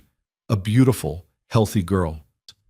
Clara collapsed back against the pillows, shaking with exhaustion and relief and overwhelming emotion. Ethan's face appeared above hers, tears streaming down his cheeks. "You did it," he whispered. "You did it." Maggie worked quickly, cleaning the baby, checking her over with practiced hands. Then she wrapped the tiny form in a clean blanket and placed her in Clara's arms. Clara looked down at her daughter and felt her heart expand in a way she hadn't known was possible. The baby was small, wrinkled, covered in vernix and blood, and absolutely perfect. "Hello, little one," Clara whispered. "We've been waiting for you." The baby's eyes opened, dark and unfocused, but searching. One tiny hand escaped the blanket, fingers spreading and curling. Ethan reached out tentatively, and those fingers wrapped around his thumb with surprising strength. "She's so small," he breathed. "She's perfect," Clara corrected. Maggie finished her work, cleaning up efficiently. "Everything looks good. You did excellent work, Mrs. Cole. And this little girl is as healthy as they come. Strong grip, good color, breathing well. She's a fighter, this one." "Like her mother," Ethan said, not taking his eyes off the baby. The hours that followed blurred together. Maggie showed Clara how to nurse, supervised the first feeding, made sure both mother and baby were settling well. Jack and Samuel peeked in briefly, their rough faces softening at the sight of the tiny newcomer. "She's a beauty," Jack said gruffly. "Going to be a heartbreaker, that one." "She's going to be strong," Clara said. "Strong enough to survive this life. With you two as parents? No doubt about that." As night fell, Maggie prepared to leave. "I'll be back tomorrow to check on you both. In the meantime, rest when she rests. Let your husband help and don't try to do too much too fast." "I'll make sure she rests," Ethan promised. After Maggie left, Ethan climbed carefully onto the bed beside Clara and their daughter. The three of them lay there in the lamplight, a family now, complete in a way that went beyond legal documents or practical arrangements. "What should we name her?" Clara asked. Ethan was quiet for a long moment, studying the baby's tiny features. "I keep thinking about that blizzard, about how close we came to losing everything, about how we fought through it and survived." "Hope," Clara said suddenly. "We should name her Hope, because that's what she represents, the belief that good things can come from hardship, that we can build something beautiful even in the harshest conditions." "Hope." Ethan tested the name, then smiled. "Hope Cole, I like it." The baby, Hope, made a small sound and they both looked down at her. Her eyes were closed now, her breathing even and peaceful. She had no idea how hard-won her existence was, how many trials her parents had faced to bring her into this world. But she would learn. They would teach her. Teach her about strength and resilience and the power of choosing your own path. Teach her that circumstances didn't define you, your response to them did. Clara felt Ethan's arm around her shoulders, felt the weight of her daughter in her arms, and thought about the journey that had brought her here. From Philadelphia's suffocating propriety to Montana's brutal freedom, from a desperate advertisement to genuine love, from strangers bound by contract to partners bound by choice. "I never imagined this," she said quietly. "When I answered your advertisement, I never imagined I'd be this happy." "Neither did I." Ethan pressed a kiss to her temple. "I thought I was getting a ranch hand, Got a partner instead. Got love. Got family. No regrets? Not a single one. He paused. You? Clara looked around the small bedroom, rough walls, simple furniture, a far cry from Philadelphia's luxury. But it was hers. Built by her own hands and choices and stubborn will. Not one, she confirmed. They stayed like that through the night, taking turns holding hope, marveling at her tiny perfection, learning the new rhythms of life with a baby. It was exhausting and overwhelming and utterly wonderful. Dawn came slowly, painting the Montana sky in shades of pink and gold. Clara stood at the window, Hope sleeping in her arms, and watched the ranch wake up. Jack emerging from the bunkhouse to start morning chores, the horses moving in the corral. Survivor standing proud despite his scarred ears, a testament to endurance. Ethan came up behind her, wrapping his arms around both of them. "What are you thinking?" he asked. "I'm thinking about the advertisement, about how it promised hardship, brutal conditions, survival." She smiled. "It didn't mention any of this, the beauty, the community, the love." "False advertising?" "The best kind." They stood together as the sun rose fully, flooding the land with light. This harsh, beautiful, unforgiving place that had tested them, and shaped them, and made them stronger than they'd ever been apart. The first weeks with Hope were a blur of sleepless nights, and constant feedings, and learning to navigate the new reality of parenthood. Clara recovered slowly but surely, her body healing, her strength returning. Ethan proved surprisingly adept with the baby, his large hands gentle as he changed diapers and soothed cries. The ranch community rallied around them. Maggie visited regularly, bringing supplies and advice. The women from town stopped by with food and hand-sewn baby clothes. Even the rough ranchers who'd initially doubted Clara now tipped their hats with respect. She'd proven herself beyond any question, not just as a capable worker or skilled healer, but as someone who belonged here, who'd earned her place through competence and courage. As summer faded into fall, life settled into a new rhythm. Clara balanced motherhood with ranch work, refusing to be relegated to just domestic duties. She'd strap Hope to her chest in a sling Maggie had made and work in the garden, check on the animals, help with the endless tasks that kept a ranch running. "You're going to spoil that baby," Jack teased one afternoon, watching Clara nurse Hope while simultaneously organizing the tack room. "Impossible to spoil an infant with love," Clara replied, "and she needs to see what work looks like. She'll be part of this ranch soon enough. She's not even 3 months old. Never too early to learn." The harvest came, and with it, hard work bringing in hay and preparing for winter. This time, Clara knew what to expect. This time, they were ready. In late October, the first serious cold snap hit. Clara woke to frost on the windows and immediately thought of the blizzard from the year before. But this time was different. The barns were reinforced. The hay was properly stored. They had systems in place, lessons learned from nearly dying. "We're ready this time," Ethan said, echoing her thoughts as they secured the last of the winter preparations. "We are," Clara agreed. "Whatever comes, we're ready." That night, as they sat by the fire with Hope sleeping in a cradle Ethan had built, Clara reflected on how much had changed in barely more than a year. She'd arrived as a stranger, untested and uncertain. She'd been forged by hardship into someone she barely recognized, stronger, harder, more capable than she'd ever been. But not just harder, also softer in ways that mattered, open to love, willing to trust, able to build connections instead of just maintaining appearances. "What are you smiling about?" Ethan asked. "Everything. This life. This family. How far we've come. We've got a long way to go still. This life doesn't get easier." "I know." Clara reached for his hand. "But we'll face it together. Whatever comes, blizzards, drought, hard winters, difficult births, we'll face it together." "Together," Ethan echoed. And there was promise in the word, commitment. November brought the first real test of the season, a storm that, while not as severe as the previous year's blizzard, still tested their preparations. This time, they weathered it easily. The animals stayed safe. The buildings held. They spent 3 days snowed in, but with adequate supplies and no panic. See, Clara said as the storm cleared. We learned. We survived, Ethan corrected. We learned and we survived. It became their mantra: learn and survive, adapt and endure. Face each challenge not with fear, but with preparation and partnership.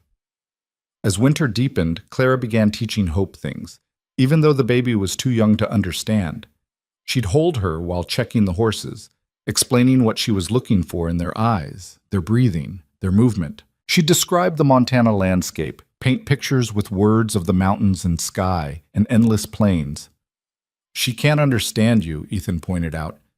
Not yet, but she will. And when she does, I want her to know this place, to love it the way we do. The way you do, you mean? I was born here. You chose it. We both choose it, Clara said firmly. Every day we stay, we're choosing this life, this place, each other. The winter passed more easily than the previous one. They'd learned to read the weather, to prepare for the worst, to find joy in the small victories. A healthy calf born in the snow. A fence repaired before it completely collapsed. Bread that rose perfectly despite the cold.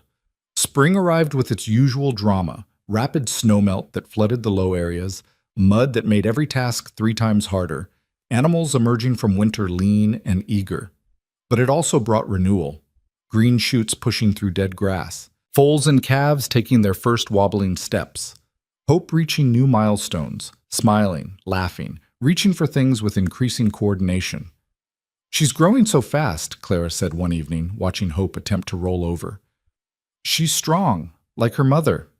Stubborn, you mean? That too. Summer came again, and with it, new challenges and new triumphs. The ranch continued to grow.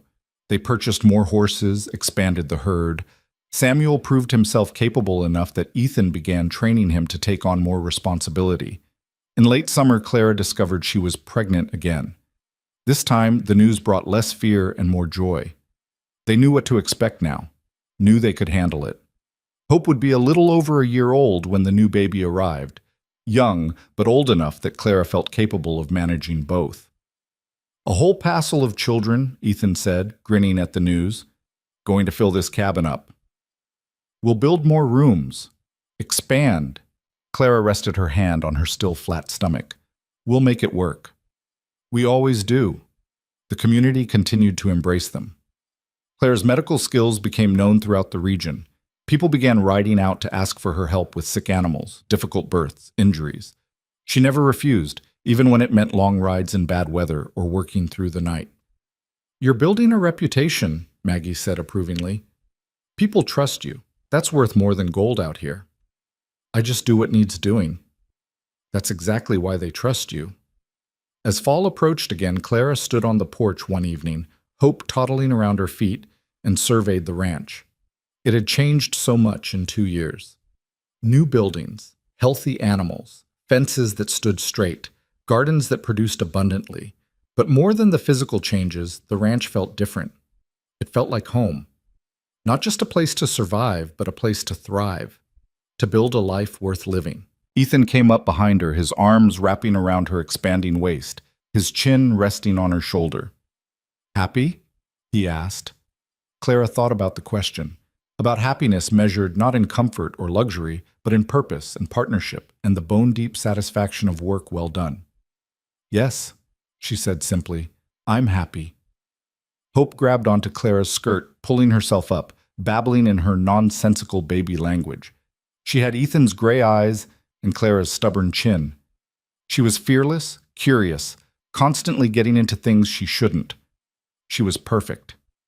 I keep thinking about that advertisement, Clara said, about how it promised nothing but hardship. Having regrets?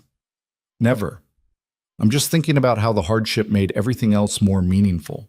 The joy is sweeter because we know what it costs.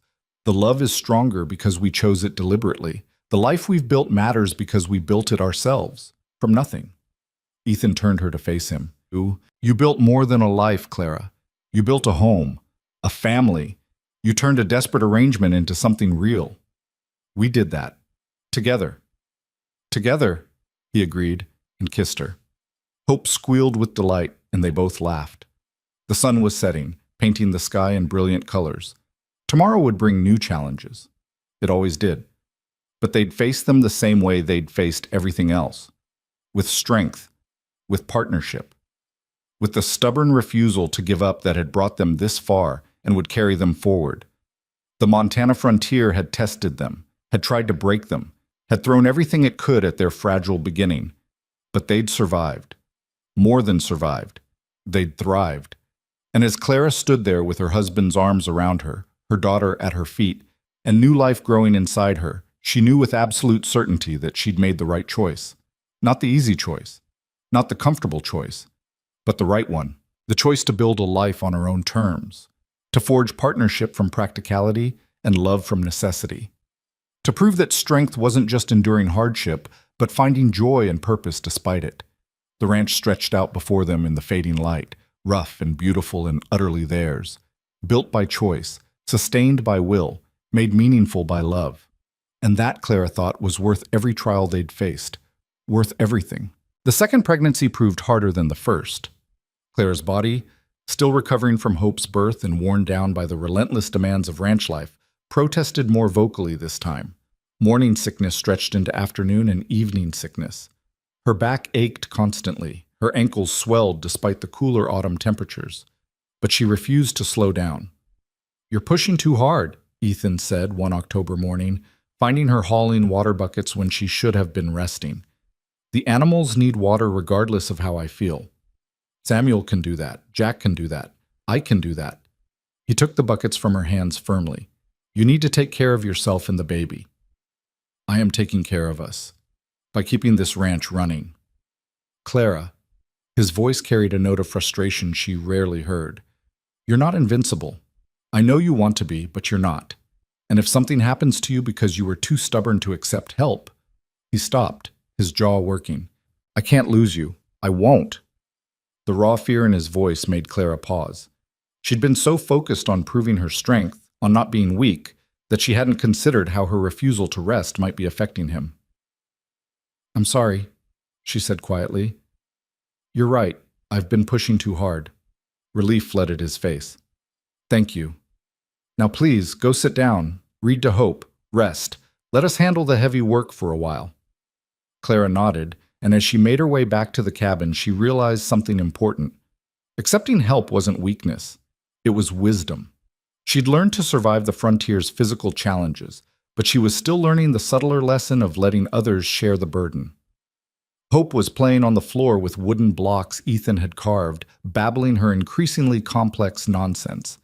At 14 months, she was walking now, getting into everything, a whirlwind of curiosity and determination. "Just like your mother," Ethan often said, half exasperated and half proud. Clara settled into the rocking chair and watched her daughter play. Hope had Ethan's concentration, his intensity when focused on a task. But she had Clara's stubborn refusal to give up when something didn't work the way she wanted. "Come here, little one," Clara called. Hope toddled over, climbing into Clara's lap with the confidence of a child who'd never known anything but unconditional love. Clara held her close, breathing in the scent of her hair, feeling the solid warmth of her small body. This was what mattered. Not proving she could do everything alone, not maintaining some impossible standard of strength. This child, this family, this life they'd built together. The baby inside her kicked hard, as if in agreement. Winter came early that year, catching them in mid-November with a snowstorm that blanketed the ranch overnight. But this time, they were prepared. More than prepared. They'd learned from experience, planned for the worst, built systems that could withstand whatever Montana threw at them. The storm lasted 3 days, but there was no panic, no desperate scrambling, just methodical work, checking the animals, maintaining the fires, waiting it out with patience born of experience. "Remember 2 years ago?" Clara asked on the third night, watching snow pile against the windows. "How terrified we were." "I remember thinking we might die," Ethan said, "thinking I'd made a terrible mistake bringing you here. And now? Now I know we can handle anything." He pulled her close, careful of her swollen belly. "Because we've already survived the worst." But the worst, it turned out, was still ahead.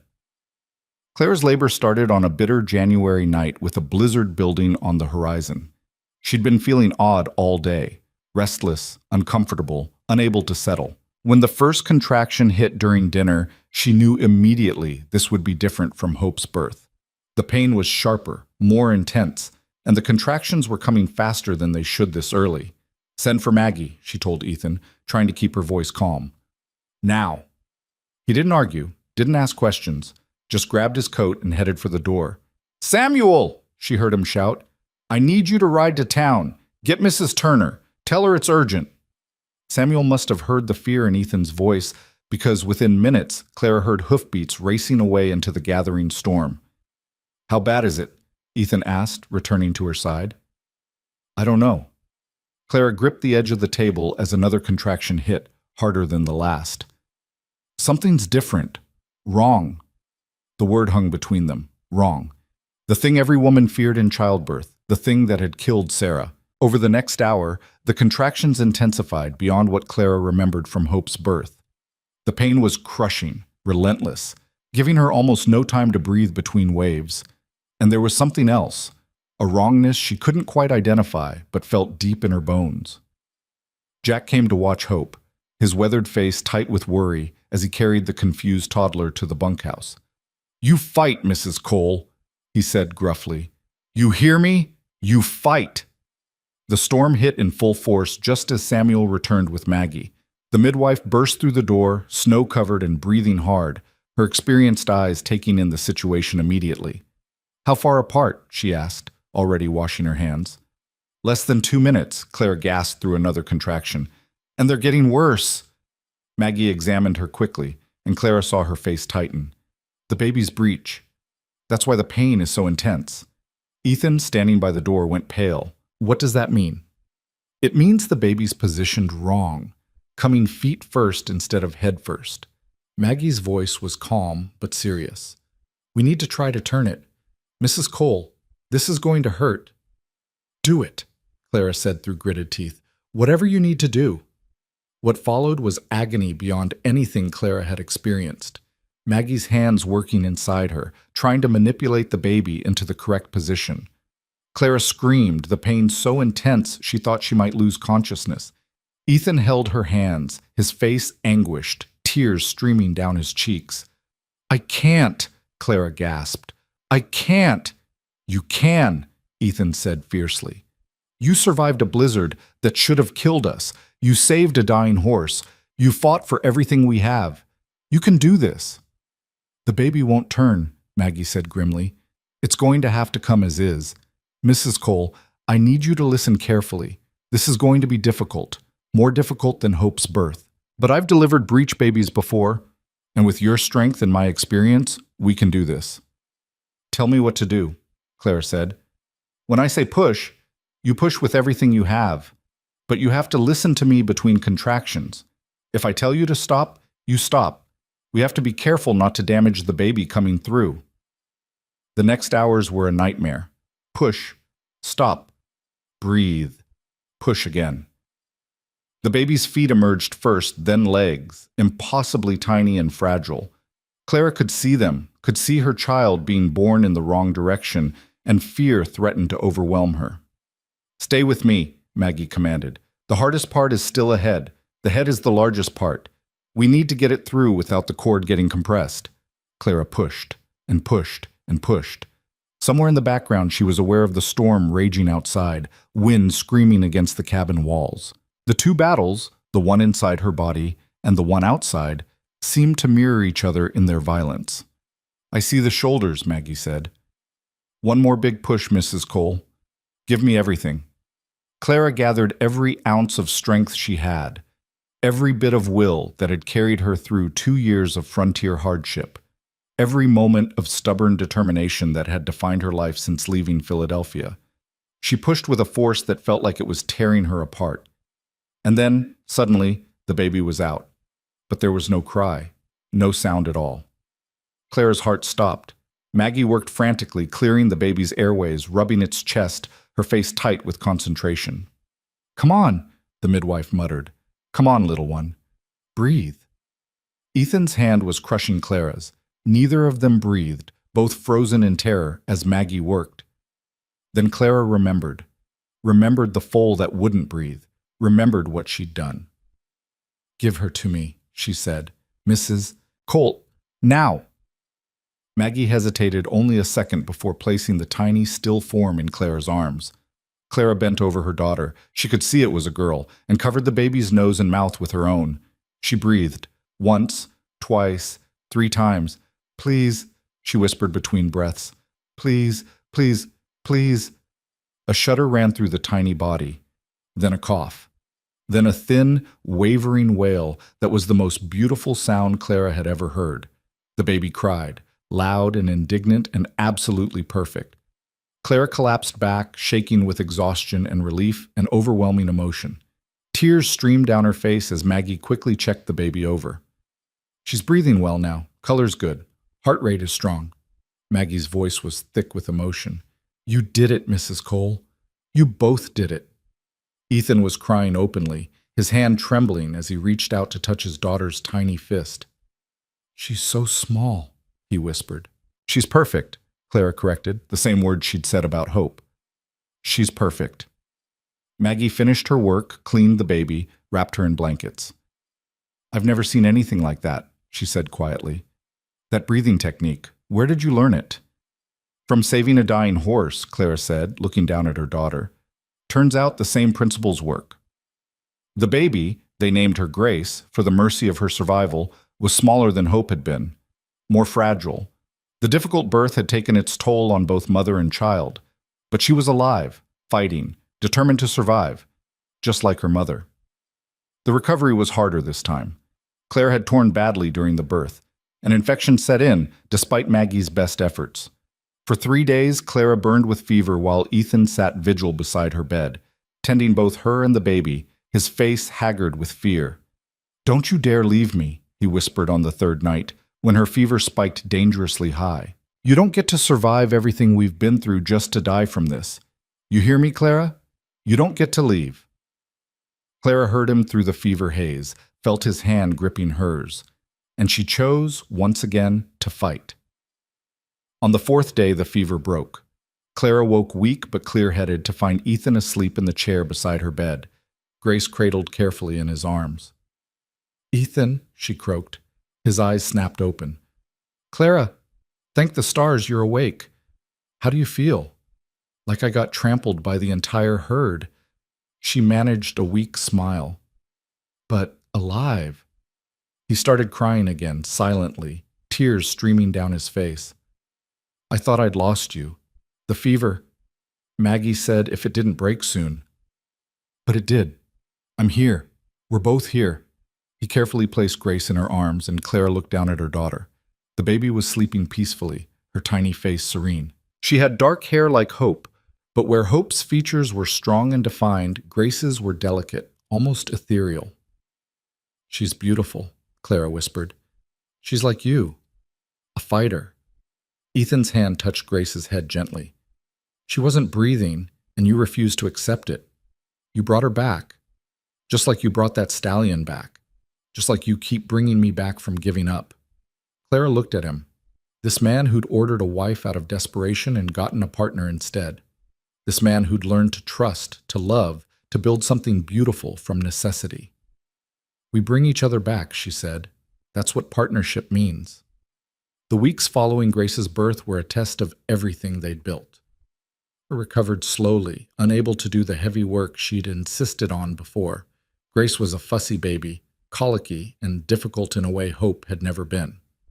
The ranch work continued regardless, demanding attention whether they had energy to give it or not. But they managed. Ethan took on more of the household duties without complaint. Jack and Samuel stepped up, handling the ranch work with increasing competence. Hope, not quite understanding her new sister but sensing the need to be good, became surprisingly helpful in small ways. And the community rallied. Women Clara barely knew brought food, offered to watch Hope, helped with cleaning and laundry. Maggie visited daily for the first 2 weeks, monitoring both mother and baby. "You've built something here," Maggie said one afternoon, watching Hope play while Grace nursed. "Not just a ranch, a real community. People care about you, about your family." "I never expected that," Clara admitted. "When I came here, I thought it would just be survival, work and hardship and fighting to get by." That's part of it, but it's not all of it. Maggie smiled. You gave people something to believe in, a woman who could do anything a man could do and some things better. Someone who didn't just survive but thrived. That matters out here. As winter gave way to spring, Clara regained her strength gradually. Grace became less fussy, her smiles more frequent. Hope continued to grow, her vocabulary expanding daily, her personality emerging strong and opinionated. She's going to be a handful when she's older, Ethan said one evening, watching Hope argue with her reflection in the window. She already is a handful, Clara laughed, but I wouldn't have her any other way. The ranch continued to prosper. Word of Clara's medical skills had spread far beyond their immediate community. People traveled from neighboring territories seeking her help with difficult animal births, injuries, illnesses. She never refused, though she was more careful now about her own limitations. You've become the closest thing to a doctor this area has, a rancher from 50 miles east said, after Clara saved his prize bull from a twisted gut. We're lucky to have you. Clara didn't feel lucky. She felt purposeful. Every skill she'd learned in secret back in Philadelphia, every bit of knowledge she'd accumulated, mattered here, made a difference, saved lives. This was what she'd been looking for without knowing it, not just escape from constraint, but purpose beyond decoration. Summer brought its own challenges. A drought threatened the grazing land. Prices for horses dropped as other ranches struggled. One of Jack's relatives died, and he took a month to travel back east for the funeral, leaving them short-handed. But they adapted. They always adapted. That was the lesson Clara had learned. Survival wasn't about avoiding hardship, but learning to bend without breaking, to find solutions instead of giving up. In late summer, a letter arrived from Philadelphia. Clara's brother, writing after 2 years of silence. She opened it with trembling hands, unsure what to expect. The letter was brief and stiff, but the meaning was clear. Her brother was dying. Cancer. The doctors gave him months at most. He wanted to see her, to make amends before the end. Clara sat at the kitchen table for a long time, the letter in her hands, emotions warring inside her. Anger at the years of control and dismissal. Sadness at the severed connection. Uncertainty about what, if anything, she owed him now. What do you want to do? Ethan asked gently. I don't know. Clara looked up at him. Part of me wants to ignore this, to let him face death the way he forced me to face his control, alone. And the other part?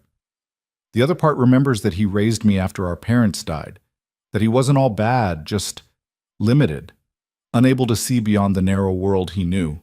She folded the letter carefully. And that part wants to say goodbye. Then we'll make it work. You can take the train back, spend some time with him. I can manage here with Jack and Samuel.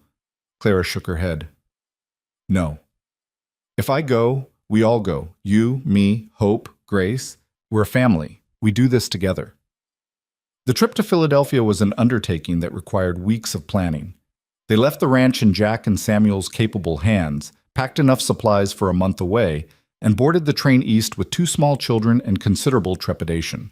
The journey was exhausting. Hope was fascinated by everything, asking endless questions. Grace fussed and cried, disturbed by the unfamiliar surroundings. But they managed, trading off childcare responsibilities, supporting each other through the long days of travel. Philadelphia, when they arrived, was exactly as Clara remembered and utterly foreign. The cobblestone streets felt too narrow after Montana's open spaces. The buildings pressed in from all sides. The crowds were suffocating. How did you live here? Ethan asked, looking around with barely concealed horror. I survived here, Clara corrected. I lived in Montana. Her brother's townhouse was the same. Ornate, expensive, meticulously maintained. A servant answered the door, led them to the parlor, went to fetch her brother. When he appeared, Clara barely recognized him. The robust man she remembered had been reduced to a gaunt shadow, his skin gray, his movements painfully slow. But his eyes were the same, sharp and assessing. Clara, his voice was rough. You came. You asked me to. He looked at Ethan, at the children, at Clara's simple but sturdy traveling clothes. You look different, harder. I am different, stronger. I can see that. He gestured to chairs. Please, sit. Tell me about this life you chose. And so Clara did. She told him about the ranch, about the blizzard that nearly killed them, about saving horses and delivering babies and building a life from nothing. She told him about Ethan's initial doubts and her stubborn determination, about community earned through competence and respect gained through skill. She told him in essence that she'd been right to leave, that the life she'd built was worth more than all of Philadelphia's gilded cages. Her brother listened without interrupting. When she finished, he was quiet for a long moment. I was wrong, he said finally, about the marriage I tried to arrange, about dismissing your interests, about thinking you needed protection instead of freedom. He paused, coughing. I thought I was doing what was best for you. I see now I was only doing what was easiest for me. Why are you telling me this now? Claire asked. Because I'm dying, and I want you to know that I see it, see what you've built, who you've become. His eyes moved to Ethan. You take care of her? She takes care of herself, Ethan replied. I just try to keep up. Her brother smiled faintly. Good answer. He looked back at Clara. I'm leaving you the house, and a sum of money, not as recompense. Nothing could repay what I tried to force you into. But as acknowledgement. You earned your own way. This is just support for your children's future. Clara felt tears prick her eyes. You don't have to. I do. Let me do this one thing right before I go. They stayed in Philadelphia for 3 weeks. Clara visited her brother daily, sometimes bringing the children, sometimes alone. They talked about the past, about their parents, about the choices that had brought them to this moment. It wasn't forgiveness exactly. The hurt was too deep for that. But it was understanding, closure.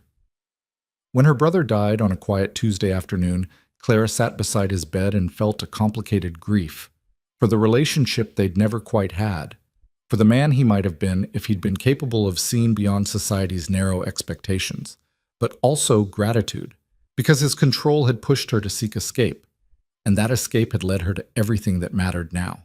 After the funeral, after settling the estate matters, Clara stood in the townhouse that was now hers and felt nothing but eagerness to leave. We could stay, Ethan said. Live here. The money your brother left. We could sell the ranch, raise the children in comfort. Clara looked at him sharply. Is that what you want? I want you to be happy and safe and not worn down by hardship. Ethan Cole, look at me. Clara waited until he met her eyes. I am happy. I am safe, safer than I ever was in this gilded prison, and I'm not worn down by hardship. I'm strengthened by purpose. Montana is our home, our life. I don't want comfort. I want meaning. Relief flooded his face. Thank goodness, because I couldn't imagine living here. I'd suffocate in a week. They sold the townhouse, kept a modest sum for emergencies, and invested the rest back into the ranch. Then they boarded the train home, eager to return to the life they'd built. Montana welcomed them back with a late autumn storm and a crisis. Several cattle had gotten sick while they were gone, and Samuel had been managing as best he could, but was overwhelmed.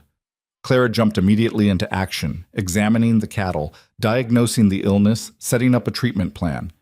Ethan worked alongside her, just as he always had. Hope helped by bringing supplies. Grace slept in a sling on Clara's back. Good to have you back, Mrs. Cole, Jack said, relief evident in his voice. Place wasn't the same without you. Good to be back, Clara replied, and meant it with every fiber of her being. The years that followed brought their share of challenges, droughts and early freezes, economic downturns and sick livestock, the endless grinding work of keeping a ranch running. Grace proved as strong-willed as her sister, and the two girls fought and played with equal intensity. 2 more children followed, a son named James and another daughter named Sarah for the wife Ethan had lost. But through it all, Clara and Ethan remained partners. They argued and made up, struggled and succeeded, grew older and somehow grew closer. The ranch became known throughout the territory. People came to buy horses from Ethan Cole and get medical advice from his wife. The community looked to them as leaders, as proof that hard work and determination could build something lasting. On their 10th anniversary, Ethan found Clara on the porch, watching the sun set over the mountains. Thinking about anything in particular? He asked, settling beside her. About that advertisement. about how it promised hardship guaranteed. Having regrets? Clara laughed. Not even slightly. I'm just thinking about how the advertisement sold it wrong. It should have promised hardship, yes, but also purpose, community, love, a life built by choice instead of circumstance. That wouldn't have fit on a page. No, but it would have been honest. She leaned against him. I chose hardship, and I'd choose it again, every single time. Even knowing everything we'd face, the blizzards and difficult births and endless work, especially knowing that, because all of it, every struggle, every triumph, made us who we are, made this life what it is. Clara gestured to the ranch spread before them. We built this together, from nothing but stubbornness and will. Ethan kissed the top of her head. You built most of it. I just held on and tried to keep up. We built it together, Clara insisted. That's what matters, not who did more, just that we did it side by side. They sat in comfortable silence as the sun painted the sky in brilliant colors. In the distance, they could hear their children playing, Hope's bossy voice directing her siblings, James's laughter, Grace and Sarah arguing over something trivial. You ever wonder what would have happened if you'd ignored my advertisement? Ethan asked. Sometimes, but not in a wishing way.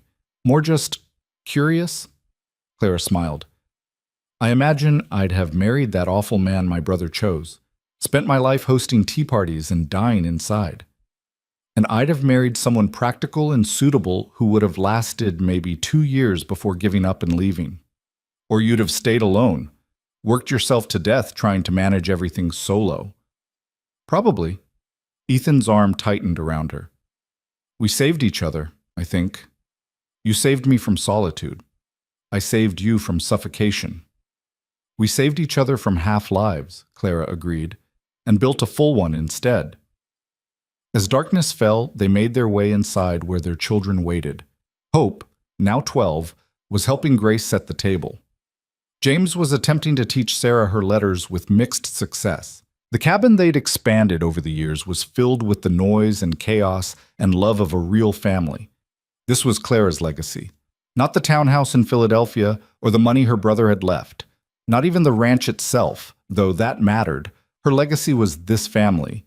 These children raised to be strong and capable and free to make their own choices. This partnership built on mutual respect and hard-won trust. This life she'd chosen and fought for and made real through sheer determination. Years later, when Clara was old and her children grown with families of their own, she would sit on that same porch and marvel at what she'd built. The ranch had expanded. The community had grown. Her grandchildren ran wild through the same fields where she'd once struggled to survive her first Montana winter.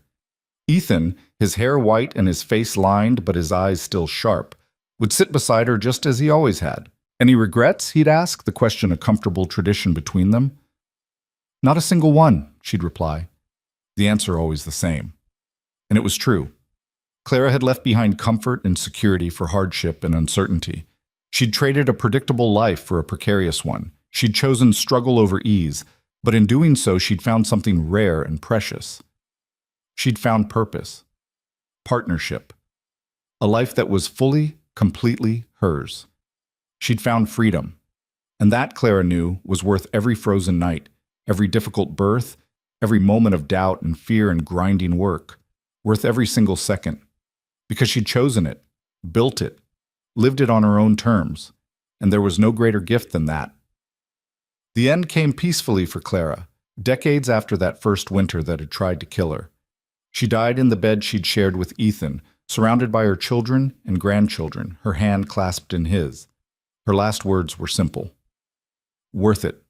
Every moment. Worth it. And they were. Every struggle. Every triumph. Every choice that had brought her from Philadelphia's gilded cage to Montana's brutal freedom. She'd lived a life that mattered, built a legacy that would endure, proven that strength wasn't just surviving hardship, but finding meaning within it. Clara Whitmore Cole had answered an advertisement promising nothing but difficulty and discovered everything worth having instead. And in the end, that made all the difference.